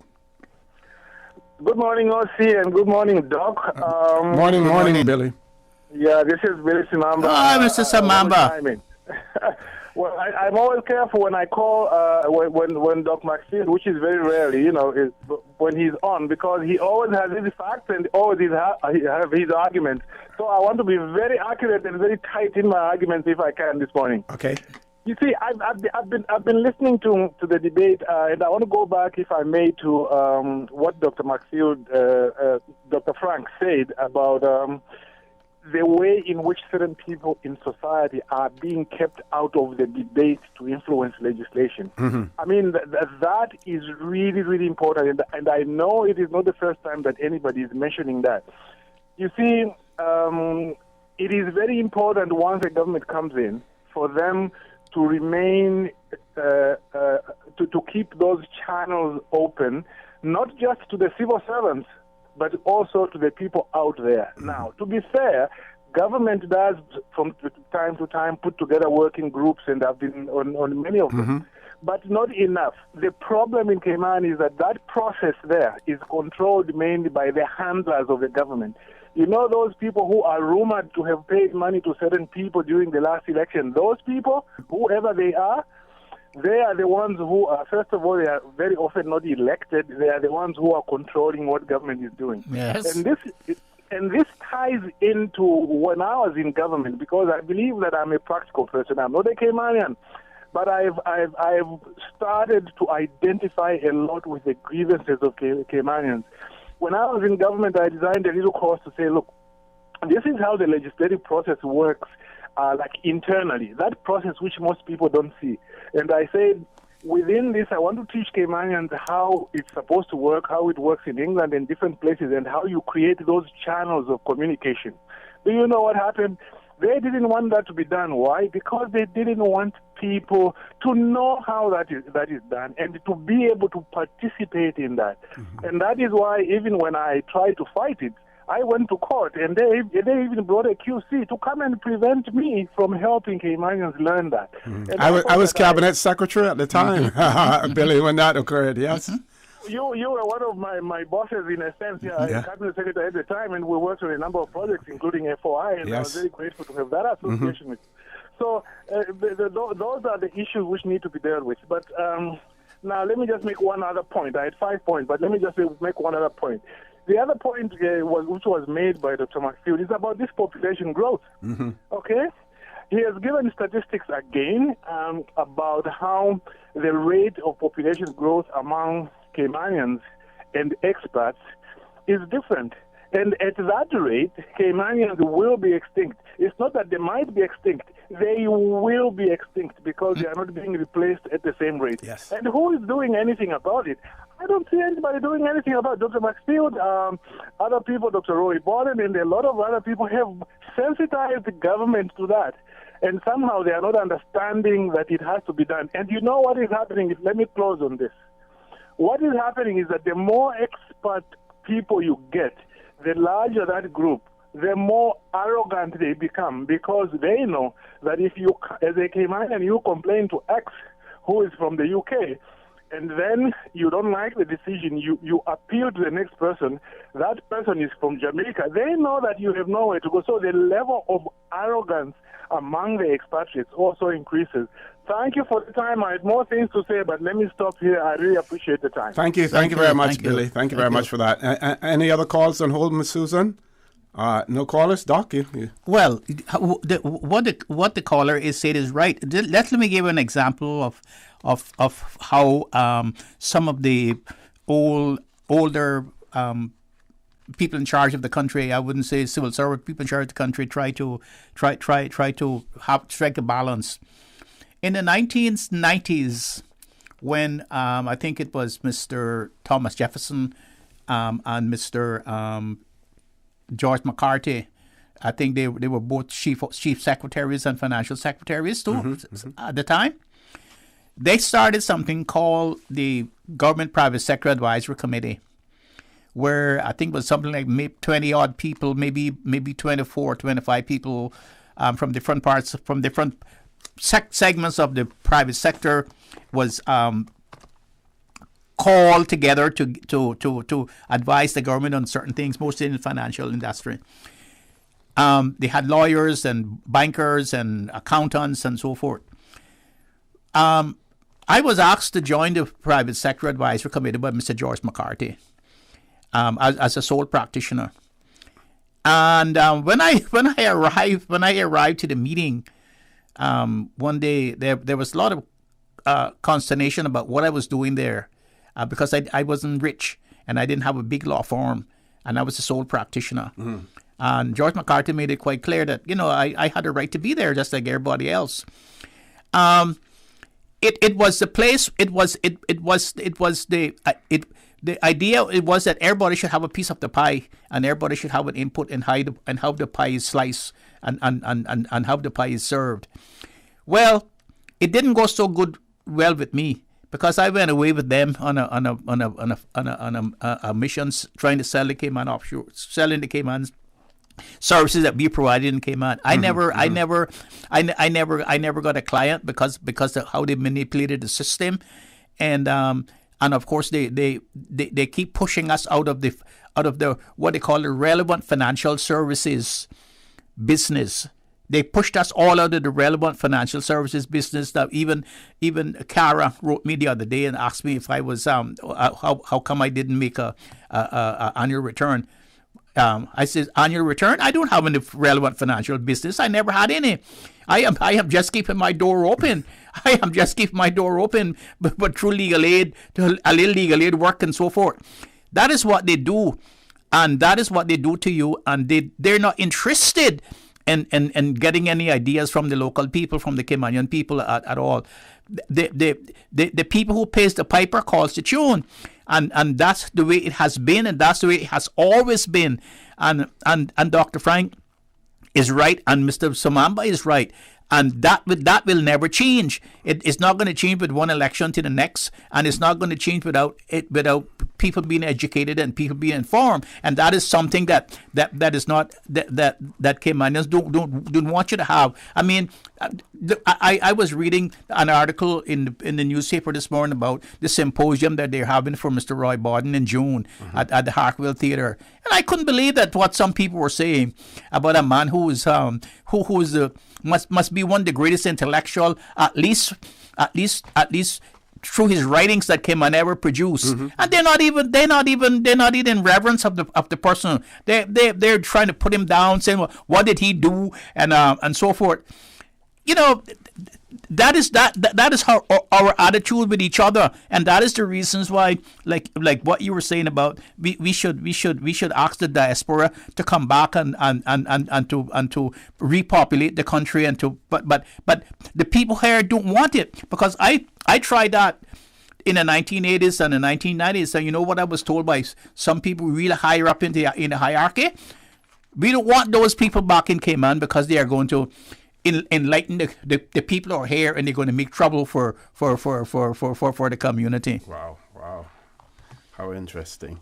One of our listeners wrote in and was talking about the speed limit in West Bay, and pointed out that there are police officers who wait in certain areas on West Bay Road between the public beach and the governor's residence. It says speed limit on the road, which was a highway. However, that has now been changed to 25 miles an hour. So a lot of persons are being stopped for driving over or ticketed for driving over the 25 mile per hour speed limit, and that in residential areas the speed limit has now been increased to 30 miles an hour, as well. But when it comes to the traffic situation, there were two issues that we need to separate. One is the speeding and the dangerous driving in the mornings, right, and in the evenings. And the other one is the traffic congestion, the backup. Yes, the speed cameras and the police enforcement out there can address the speeding problem. The congestion problem, there is no way of addressing that by having police officers on the roads. As a matter of fact, some people will tell you when you have officers out there directing traffic moves much slower than if it's allowed to move at its own natural rate. But if that's the problem, then Mr. For the record, what is going to happen when all of those apartment buildings in the Hurley supermarket area are occupied on both sides of the roads? What's going to happen there? They're going to have to build an overpass, or they're going to have to do something. We can only expect it to get worse. We can only expect the traffic situation to get worse, not better. And my emphasis would be that we cannot continue to build out roads and stuff like that to address the problem. The elephant in the room is the number of vehicles that we have on the roads. And that are being imported every day. Right. People needing to get from one point where they're living to another point, which is no more than about 7 or 8 miles, but yet everyone is in a vehicle, in their own individual vehicle, trying to get to that point. Traffic, a proper transportation system that will cover certain areas is needed. Well, I wonder if a group of people, a group of Caymanians, probably young Caymanians, would get together and put together a plan for a national ground transportation system, include buses and adequate buses and so forth, and go to the government and say, this is what we have to, this is our plans. Would the government give them the concession to do so? I wonder if that would happen, because I don't see that happening. I just see people buying a little minibus and putting it on the road. Mm-hmm. But if people buy proper buses, and go to the government and say, we will provide transportation from east to west, north to south, but we want the concession, would government do that for them? Would government say, okay, we will be your partner in this venture and put in a proper national ground transportation system with bus stops and schedules and courteous drivers and everything. You could even buy monthly passes or yearly passes on the buses. You could even, if that system would put in, would the government give the concessions to some local entrepreneur to do so? Mm-hmm. Okay, Ms. Susan, we have a couple of callers, but we have to take a commercial break. When we return, we will take those callers, so please stay tuned. What's that? No sugar, same amazing taste? Coca-Cola Zero Sugar is here to stay. Classic taste, pure satisfaction. Be sure to stop into any Tortuga location and get your own case of Coke Zero. Or grab an ice-cold one straight from the cooler. Brought to you by Tortuga Distributors Limited. Coca-Cola, taste the feeling, Cayman. Whether you're finishing a new condo, upgrading your rental property, or simply renovating, make Roper's Enterprises your first stop. Quality furniture at a fraction of the price. Find everything for your home and kitchen at low prices. Roper's, your neighborhood store. Value, integrity. Roper's Enterprises, 122 Industrial Way. Your home deserves a quality finish. Visit their showroom or shop online at ropers.ky. Ropers, providing products and services for better public health. Hi, I'm remodeling a bathroom. I have a few questions. Sure. What are some ideas to make my bathroom feel larger? How do I know if I'm picking the right vanity? How do I choose a new toilet or a new countertop? Also, the lighting is terrible. Can I put a window or a skylight? And do I really need an exhaust fan? You've come to the right place. At Brand Source, we custom design kitchen and baths, and our talented design team can help answer your questions. Whether you're looking for a modern, functional family bathroom or a luxurious personal retreat, we'll help create that beautiful space that makes your home yours. And if you're in a rush for a new look and have a limited budget, our ready-to-install bathroom vanities built with solid wood and countertops of the finest materials are a quick and easy remodeling solution. For the very best in custom-designed kitchens and baths, visit Brand Source Home Gallery on Dorsey Drive, Industrial Park, Cayman's Kitchen and Bath Center. For the record, with Ort Connor. Initiating system. For information that matters. For the record, with Orit Connor. Continues right now on Radio Cayman. Good morning and welcome back to For the Record. It's my pleasure to have in the studio with me this morning Dr. Steve McField. We have two callers on hold. First caller, good morning. Welcome to For the Record. Good morning, OC. Good morning. How are you, sir? I'm good. How are you? Fine, good morning, thanks. Dr. Steve. Good morning, sir. I had a call this morning because of the topic you all are discussing here about the traffic. Mm-hmm. And Dr. Steve, I am very proud of you and take my hat off to you for making a suggestion about starting a highway patrol unit. We can talk about traffic till the Almighty come. If we do not have a patrol unit, a highway patrol unit, we cannot do anything with our traffic. And I don't like excuses. for policemen, because I know there's a lot of traffic, there's a lot of areas that speeding is going on, but you're not going to tell me that we shouldn't be catching a certain percentage of those speeders and take away their license, suspend their license till they learn how to drive. Not just speeders, but there are a lot of lunatics on our roads, and we have to take them off. It's the only solution I see. I don't have no other excuse for that. And we have lots of policemen here, but they are not traffic cops. We need to create a highway patrol unit and get them out there, like Dr. Steve say, 10 or 12 guys on a motorbike, and just take these guys off, shave them off. We have to stand up and have balls in this country and stop being patsy to these people. We have to get them off the road. It means we're losing so much innocent deaths, innocent lives here because of those people that cannot drive on our roads.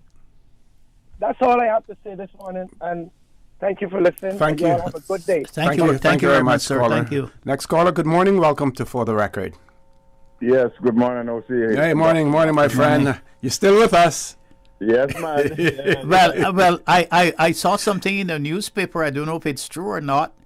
What's that? That you are going to be relieved of the police. That they're finding another place for a police station in the Brock.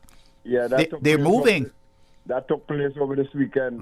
Perhaps your call to the governor the last time he was here was instrumental in doing that. I don't know or not. Yeah, you took the words out of my mouth.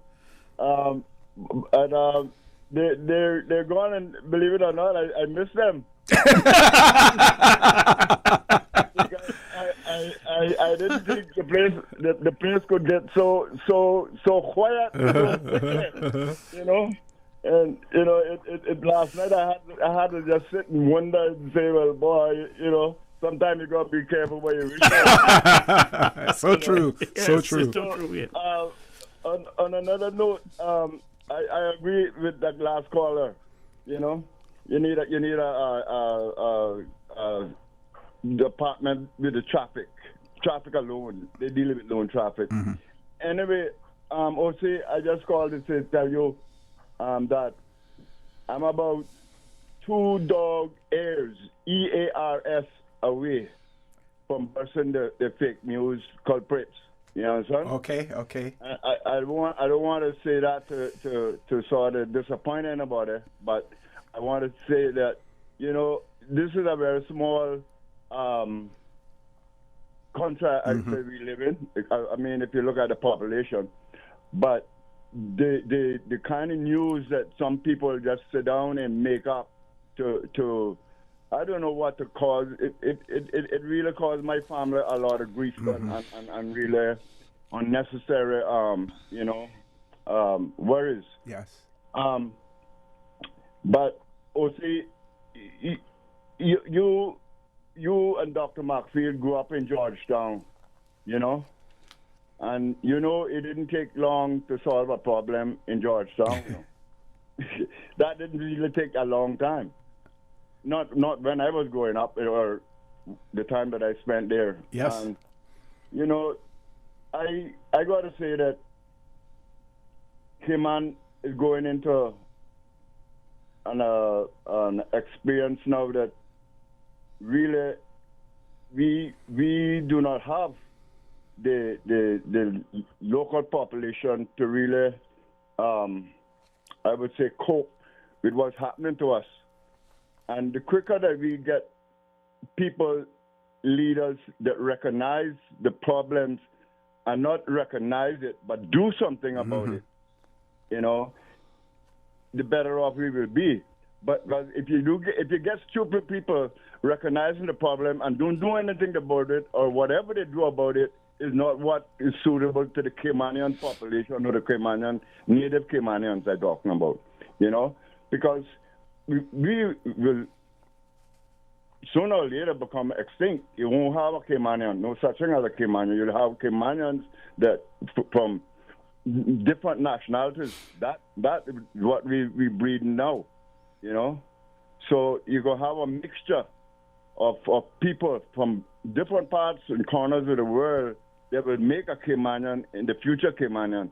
You won't have no such thing as a real Caymanian anymore. I mean, not in our lifetime, but I know it will happen. And the sooner that the people that are here now set what need to take place within the next 30 to 40, 50 years, then I got to say it going to become unbearable for people to live here or even think about coming here, you know. But also, you and Dr. Markfield, I got to say, you know, I really appreciate you all coming on together. And matter of fact, you should sort of get a contract in there for Dr. Markfield to come on with you for those three days, you know? Yes. All right, Osi. All right. You all have a nice day, man. Thank you very much. Thank you, too, sir. One of our listeners has written in and said regarding traffic problem and the conversation surrounding options to alleviate this, the idea of hiring additional officers, I would say that that's not necessary. To hire, that it's not necessary to hire more officers, but would suggest that giving time in lieu or maybe a better option.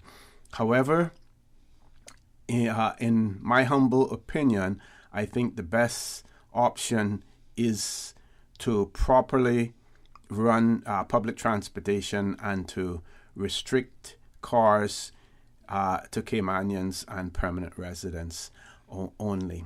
Unfortunately, on that last point there, the horse is already out of the gate. Yes. Not much we can do about that. Yes. We can basically try to contain how far the horse goes and limit some of the damage by getting provisions in place as early as possible, controlling the importation of vehicles into the Cayman Islands.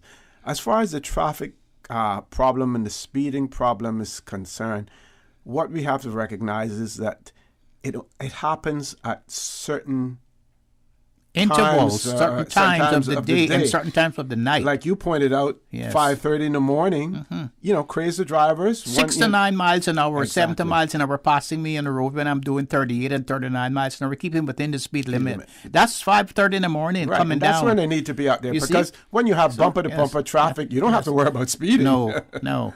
That's when you need them in the evening and late in the evenings. And so I want to make a call out today to some young Cayman entrepreneurs. If they want to get together or they want to meet me, I'll give my number on the phone, 326-2828. And let's get together and try to see if we can put a plan to the government together about setting up a national ground transportation system with buses, ask the government to designate routes, and timetables and stuff, and to make the road system available so that the buses are not going to be like the cars from bumper to bumper. That the buses will have a lane that they can go up and down in the country without interference from all the drivers, and see what happens if the government will give any concessions to do that. Okay, going to switch gears and go back to one of the topics that you introduced this morning, talking about the ad that was placed in the newspaper, and this writer has opined on that, and of course they say that they stand to be corrected, but this is their view. It says that the health city medical practice and medical education system is based on the Indian template. There is significant difference in how healthcare delivery mechanisms and a difference in standards. This is why there is a special licensure and practice certification around Health City. For the most part, Indian trained practitioners are not allowed to practice beyond Health City until they meet the standards that govern healthcare practice in Cayman. The same applies to Cuban healthcare practitioners. There is a significant difference around nursing, training, and practice in India. In instances, the length of Indian physician training is less than half of that required under our system. Nursing is still regarded as, quote, an upgraded, qualified maid service, close of quote. In Western medicine, nursing is a parallel profession to medicine. Each are highly trained in to complement each other. Nurses run the hospital. Not so in the Indian medical, in the Indian model, Gender subservience is extended to health care. I'm talking about in India as well. It says in the crafting of legislation specific to Health City, there is a deficit of accountability. Health City is not held to the same liability responsibility as is applicable to wider Cayman practice. I find this reprehensible. Prospective Caymanian medical students will be informed as to the path to fulfilling their career objectives. The offer may not necessarily be of significant overall benefit. And the person says, I stress may not be. So they have, opined on this in relation to Health City. Well, thanks for that information. That throws a light on perhaps why the Caymanian students are not interested in and why they're seeking. They have to advertise for them. I know that there were some problems, but I didn't know that it was so deep and that it was so different from. Well, this person is saying this is just their opinion and they stand to be corrected, but they seem to know what they're talking about. Know what we're talking about. Yes. Okay, we have to take a commercial break. We're gonna have less than half an hour left when we return. Any callers on hold, Miss Susan? We have one caller. Hang in there. Quick commercial break. When we return, we will take your call. So please stay tuned. The Green Turtle app. So many options. One easy solution. All new subscription feature to automate your weekly, bi-weekly, or monthly top-up. Makes your life easier. Never lose a number again. Keep your children on budget. Yes. Make sure you can stay in touch with your loved one. Woohoo! No hassles. Green Turtle makes it easy. Take a ride on Cayman's Green Turtle Express. Download the Green Turtle app today. It just makes life easier. Remember, you can get mobile gift cards for Xbox, PlayStation, Apple, and Spotify delivered right to your phone. Playtime is now in real time. What's that? No sugar, same amazing taste? Coca-Cola Zero Sugar is here to stay. No one can stop me when I taste the feeling. Classic taste, pure satisfaction. Be sure to stop into any Tortuga location and get your own case of Coke Zero. Or grab an ice cold one straight from the cooler. Brought to you by Tortuga Distributors Limited. Coca-Cola, taste the feeling, Cayman. Honey, our fridge has stopped working again. Everything in the freezer is melting. We need to get this repaired right away. I'm calling Brand Source Service. When you need the very best appliance service, call Brand Source Service at 623-5000. Offering service and installation of all brands and models of appliances. Brand Source Service is Cayman's source for appliance parts and repairs with qualified and experienced technicians and the island's largest stock of appliance parts. Brand Source Service will have your repair completed in a flash. So, whatever the problem is, call the experts at 623-5000. Brand Source Service, Dorsey Drive, Industrial Park. Telephone 623-5000. For the record, with Ort Connor. Initiating system. For information that matter. For the record, with Ort Connor. Continues right now on Radio Cayman. Good morning. Welcome back to For the Record. In the studio with me, Dr. Steve McField. One caller. Caller, good morning. Welcome to For the Record. Okay. The call is no longer there, Doc. Over to you. Yeah. Let's switch for a minute. Sure. I was thinking about this for quite a long time, and I was trying to. I ran it by a few other people, other members, past members of the government, of the old government, and I seem not to have gotten anywhere with it. Mm-hmm. But I like to review it again, revise it again, bring it up, and it's about Section 71 of the Constitution. And the Section 71 deals with standing orders and committees. Okay. And I would just like to read from Section 71, subsection 6.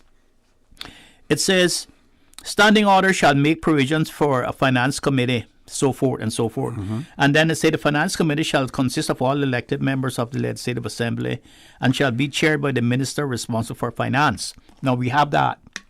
And then subsection 8 says standing orders may also establish one or more standing committees of the Legislative Assembly, each of which may be charged with responsibility for monitoring the conduct of business of the government, for which responsibility has been assigned to a minister under Section 9 of the composition of all such standing orders shall, so far as possible, reflect proportionally the numerical strength of all political parties or groups making up the elected membership of the Legislative Assembly. And this is the thing I want to get this one. Okay. And subsection 10 says, any standing committee so established shall have power to summons any minister, the deputy governor, the attorney general, or any public officer of a department of government for which a minister is responsible to appear before it, and to require any minister or other person so summoned to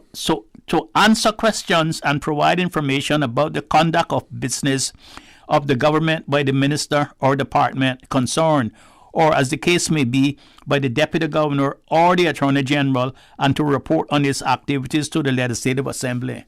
Okay. And that's a standing committee. That's a standing committee. Okay. That's a standing committee. I'm gonna ask you to at some point see if we can find whether or not there is a definition of a standing committee in the Constitution, and whether or not that is different from any other committee that may be established to address certain things. For instance, I remember I think it was 1997 when consideration was being given to the reviewing the immigration law.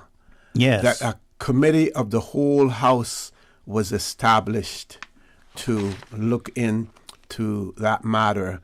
And at that time, the commissioner, who was the late Michael Bradley, and myself as chief immigration officer were co-opted by that committee to do research in relation to the immigration law, areas, for instance, about the granting of an acquisition of Caymanian status and things of that nature. Because, and let's expand on what you're saying there, Doc. If we go back to the question that was asked earlier in terms of who should determine exactly whether or not we grow a population exactly to 100,000 and how that should be done. What you're basically saying there is, here is another way for our legislators to be able to know what the people of the Cayman Islands think, either individually or through the various groups, the civic groups that they may have established for that purpose, to have hearings and to get their views on these issues. Oh, and they have them in other jurisdictions like the United States. They have them in Congress, and they have them in the Congress, and they have them in the Senate, where they have these standing committees that you have to go before there and they made inquiries. Now, the definition section of the Constitution does not define what a standing committee is, but it would be similar. It would be similar to the Finance Committee. Mm-hmm. where it's sort of permanent committee that you could call together at any time, right? And ministers would have to go there to say, listen, this is what I have done. Here is what here is what my policy is, and here is how it has been carried out. And I think that I would call upon the government now to for instance, with population growth or any other matter that's of national issue that could go before a standing committee other than the finance committee. Okay. And here's one definition found on parliamentarian. Standing committees are permanent and regular committees which are constituted from time to time in pursuance of the provisions of an act of parliament or rules of procedure and conduct of business. So that is one. Now, here's another one for you, Doc. Yes. We have seen in the United States now where the whole idea and scope of infrastructure, the term infrastructure and what it entails is being expanded to broadband, to other things, even to families and households. They're part of the infrastructural process, product of the United States. We have a National Security Council. Yes. When the governor was on a few weeks ago, he talked about the National Security Council and the composition, of it. Of course, it will be sort of reconstituted now because we have a new government and we have new members of the opposition. But shouldn't we start to look at traffic, congestion, the number of vehicles that we have on the roads and the number of vehicles that we're importing? Shouldn't we be looking at that as a national security problem as well? Because it's going to affect our way of the quality of life. It's going to affect our environment, the number of vehicles that we have on the road. If we increase our population to 100,000, that's going to affect the quality of life.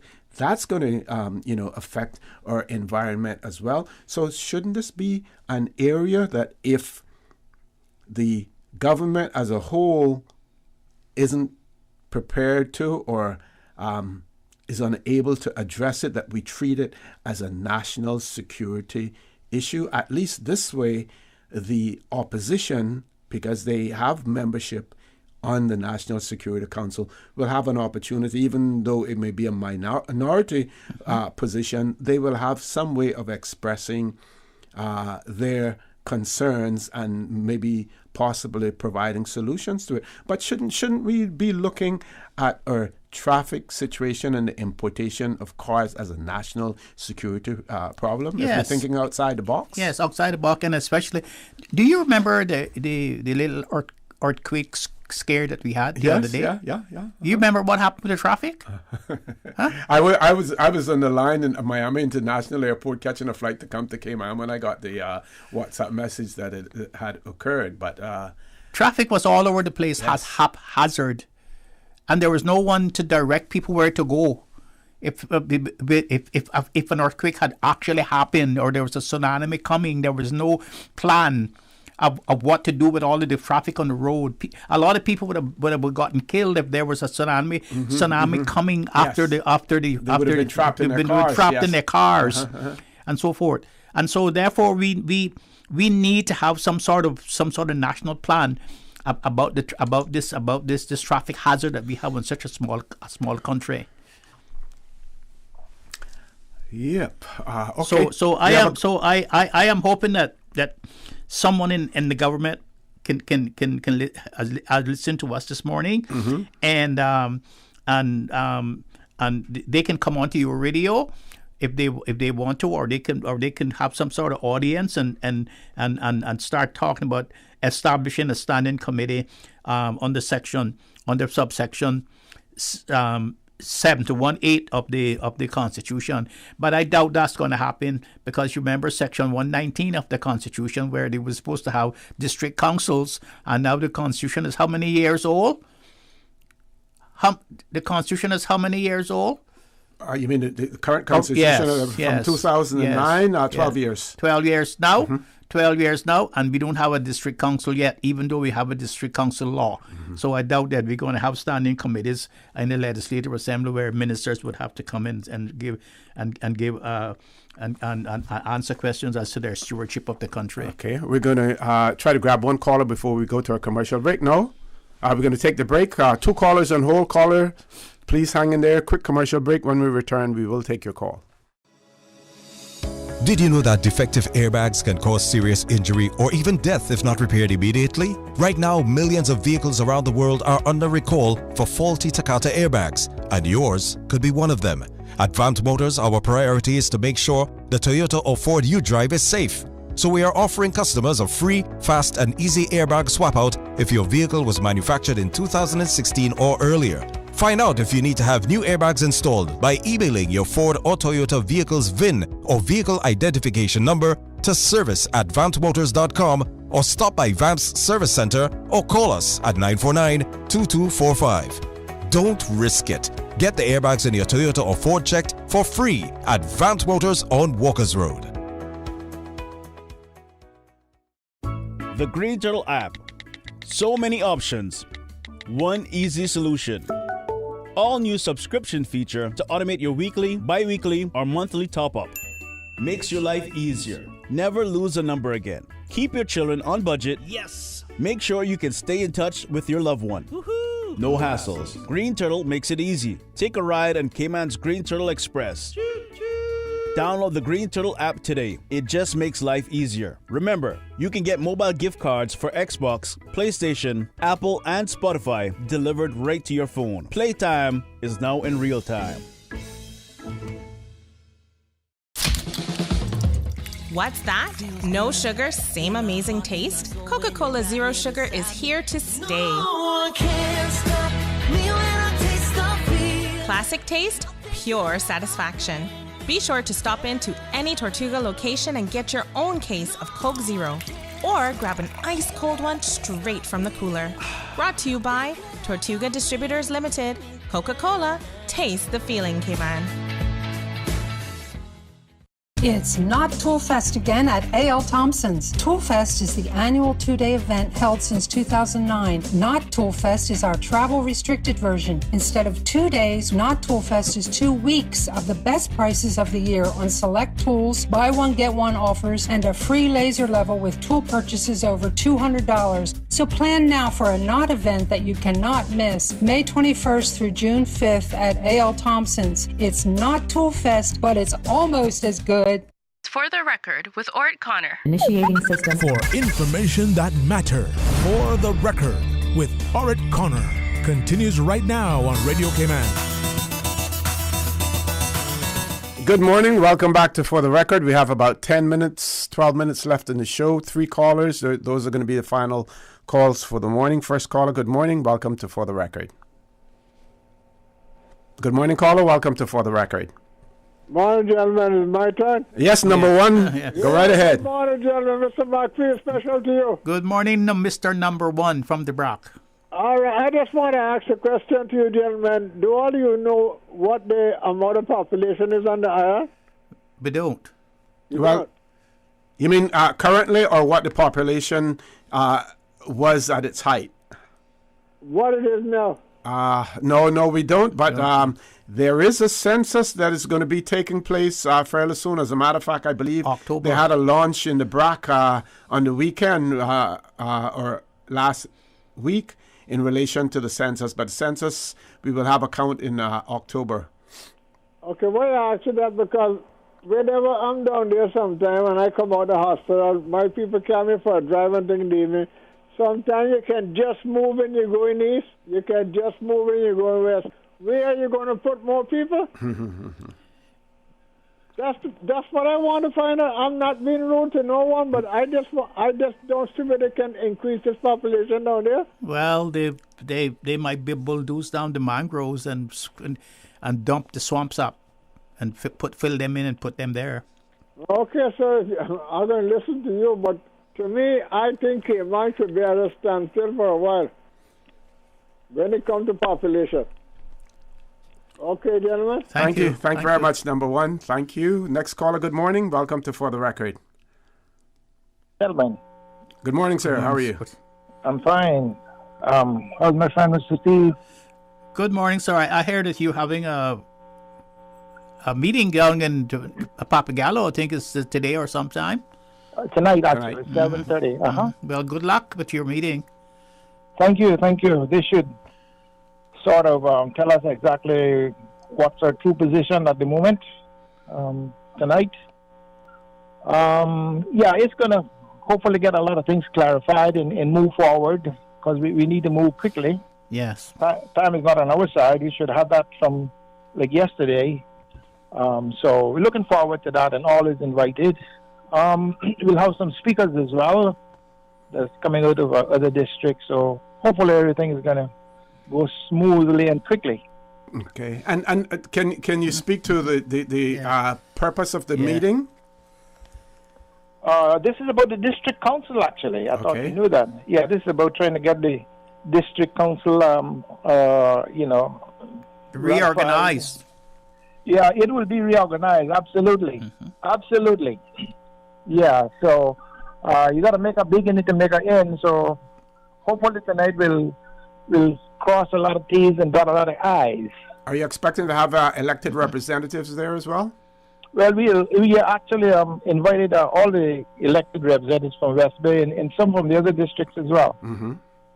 So there should be a good, cross-section of people coming into the meeting. And we ought to let it go till probably 9:30, 10 o'clock the latest, because it's still in the middle of the week, so we don't want to entertain people too much that's got to go to work tomorrow morning, So hopefully we get off the early start.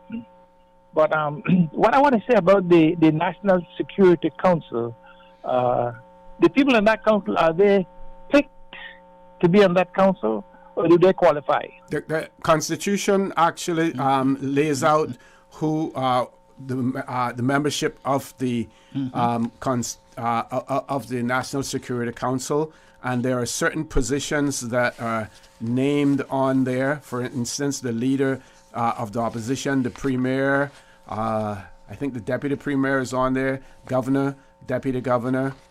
I believe the opposition is allowed to nominate others as well. Doc, you found a section on National Security Council. We'll find it, and before we end the show, we will read off the membership of the National Security Council for you. Okay. The important thing I want to say is that I would be quite interesting to know out of the total membership, how many are real Caymanians? All right. Well, that will depend. That will depend on the nominations that are made. Yes. Yeah. So actually, they nominated then is what you're saying, right? Some of them are like the positions that I have mentioned to you. The premier, possibly deputy premier, governor, deputy governor, attorney general. We know who they all are. We know who the leader of the opposition is. But there are other positions there that are chosen that are not established occupations or positions. Okay, gentlemen. Okay. Yeah, we talk to you later. Have a good day. Thank you very much. All the best with your meeting tonight as well. Next caller, good morning. Welcome to For the Record. Good morning, caller. Welcome to For the Record. Morning. Good morning. Talking about, I heard mention being made, toward the younger generation, and this is, heavy on my heart and heavy on my chest. Yes. We have a brand new minted Dr. Hume with his family in the Cayman Islands, and I'm just saying to the brand new government, please look into the fact that we have a brand new Dr. Hume in the Cayman Islands. Is that the one that was experiencing some challenges? Some challenges? Yes. I'm putting it mildly. He bested me many times in his young life, and it's hard to do that, I'll tell you. Yes. I was the top and queen of the crop until he came along. But he's back home. Congratulations to him. Congratulations. Perseverance, strong family, humble family, but working toward a cause. Makes your heart feel good when you really look at all that went on his behalf. But he's back home. So we have a brand new government. We have a brand new Minister of Health. You know, our children should be working, especially at that high pinnacle. We can't throw dirty water in their faces and think that our children who are less in the line of academics going to feel hopeful or feel like they have a place at the table. I believe plenty of times that's why they cross the street and, you know, we aren't so proud of them. Because when we have someone that we can be proud of, we are not. Yeah. We are not. Yeah. So just saying to the new government and the new Minister of Health, we have a brand new minted Dr. Home. Treat him as an equal, please. Okay. Good point. Thank you, gentlemen. Thank you very much. Last caller, good morning. Welcome to For the Record. Good morning, OC and Mr. Connor. Mr. Hyde here from the Bronx. Hey, morning, sir. How are you doing? How are you doing? If Mr. Wayne can say number one, I can get go to number two. Number two. Me knock some run the race, please. Anyway, just glad to hear you guys on. Thank you. Steve, I was supposed to call you a month ago to tell you what was happening, but anyway, I can call you and let you know what's taking place. So when I come down again, we can catch up with each other. Okay, that would be great. Because I do want you to come to any church, look down on me. I want you to see me when I'm horizontal. So true. Yes. There is one I can just share with you quick and say, you're not 10 toes up. And they ask you how that is, lying down side of your back. Yes.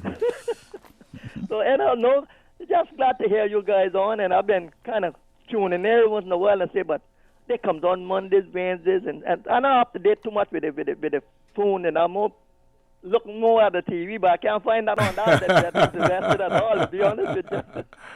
But I tell you the honest truth, I did come down last week for about 3 days, and I stayed down Sunshine Street, and my brother was down that area, so asked him to lend me his car. We drove into West Bay. Thank God I could still do that.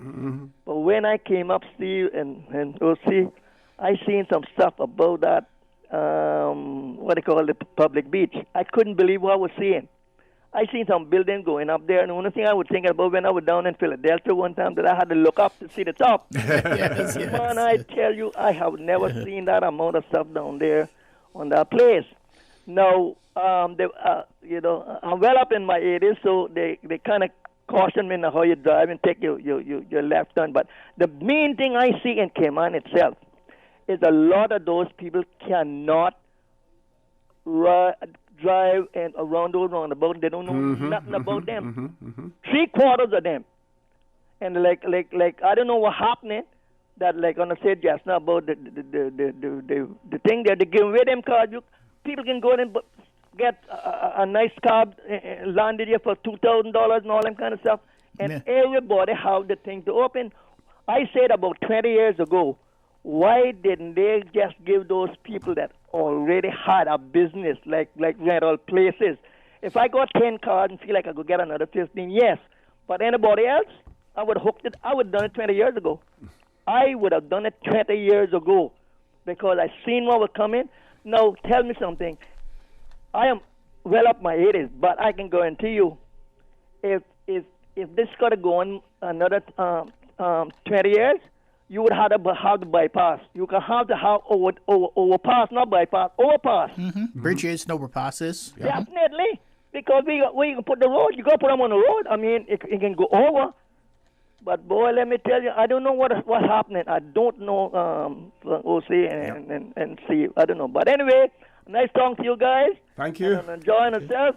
And take care and hold the post as long as you can, because I know where the seed's coming from. Thank you. The backfield and the corner. Oh God, yes. Thank you very much, and you have a great day, and please stay safe in the BRAC as well. There was something that I wanted to close off with here, Doc. You go ahead and talk. And, Well, you have your final the comments. gentleman that wanted to know about the Security Council, the composition of it. Oh, yes. It's the governor, it's the chairman, the premier is on it.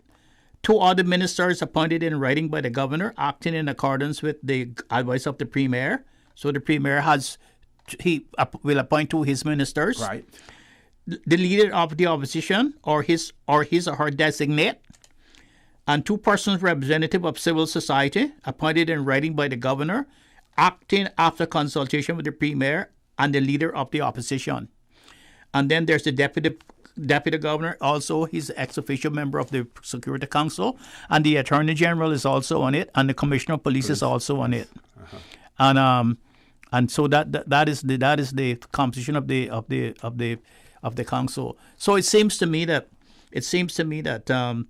that most of the people are Caymanians, unless 2 persons representative of the civil society appointed in writing by the governor, acting after consultation with the premier. They could be non-Caymanians, but most of the other people, except the governor, the premier, the deputy governor, the attorney general, the commissioner of police, and the ministers. I see no reason why any non-Caymanian should be on there. That should be sharing in our national security. Exactly. Well, here's what I want to say. You tell me whether or not this is progress or what it is. 26th of May, 1965. Yes. Cayman Medical Services unique. Fees are low. Nowhere in the world are medical services as cheap as here. Consultation at the hospital and government clinic is free, but there is a nominal fee for medication and dressings. Prescriptions at the hospital average 6 shillings and 10 shillings for specialized laboratory. Charges are also separate. A large X-ray costs 1 guinea, that's 21 shillings, while a small size one can be had for 10 shilling and 6 pence. Blood grouping at the lab is 1 guinea, again 21 shillings. Operations range in price from 1 to 3 guineas for minor surgery, 5 to 15 guineas for major surgery. A stay in the public ward incurs a charge of 15 shillings a day, and a private room is priced at 25 shillings per day. Dr. McGregor's patients pay 1 guinea for their visits, but this includes all necessary medication. Thus, medical services on the islands are contingent upon government subsidies. Taxes yield the necessary funds and are supplemented by voluntary donations from citizens and tourists. There is no health insurance, but welfare patients get medical attention free. It is the responsibility of the Department of Community Development, Welfare and Establishment to check out the indigent. However, says Director McCoy, that would be Mr. Harry McCoy, there are lots of people on the island with nebulous sources of income. They don't earn anything but are being supported by relatives abroad. But you can't have any secrets here, he quipped. We soon find out. The elderly and truly indigent are often given a monthly dole commensurate with their needs in addition to free medical treatment. Folks, that was in 1966. Wow. So, look at what we have now. Is that progress or isn't it? Folks, I've gone past the hour. I'm going to just say, everybody, please stay safe. Have a great day. And as usual, we ask the good Lord to bless these 3 beautiful, wonderful Cayman Islands. For the Record is brought to you by Vamped Motors, the only authorized Ford and Toyota dealership serving the Cayman Islands. Coca-Cola, available across the Cayman Islands from Tortuga distributors. Accept no substitutes. Taste the feeling with Coca-Cola. Brand Source Home Gallery, inspiring luxury. Caribbean Bakery, made Cayman fresh. Also brought to you by Ropers Enterprises, 122 Industrial Way. Products and services for better public health. Green Turtle. Take a ride on the Green Turtle Express today. Download the Green Turtle app, the future of mobile, saving lives today. The Ministry of Commerce, Planning and Infrastructure, and by West Bay Pharmacy, taking care of your health. Today's biggest news. Radio Cayman. Your voice.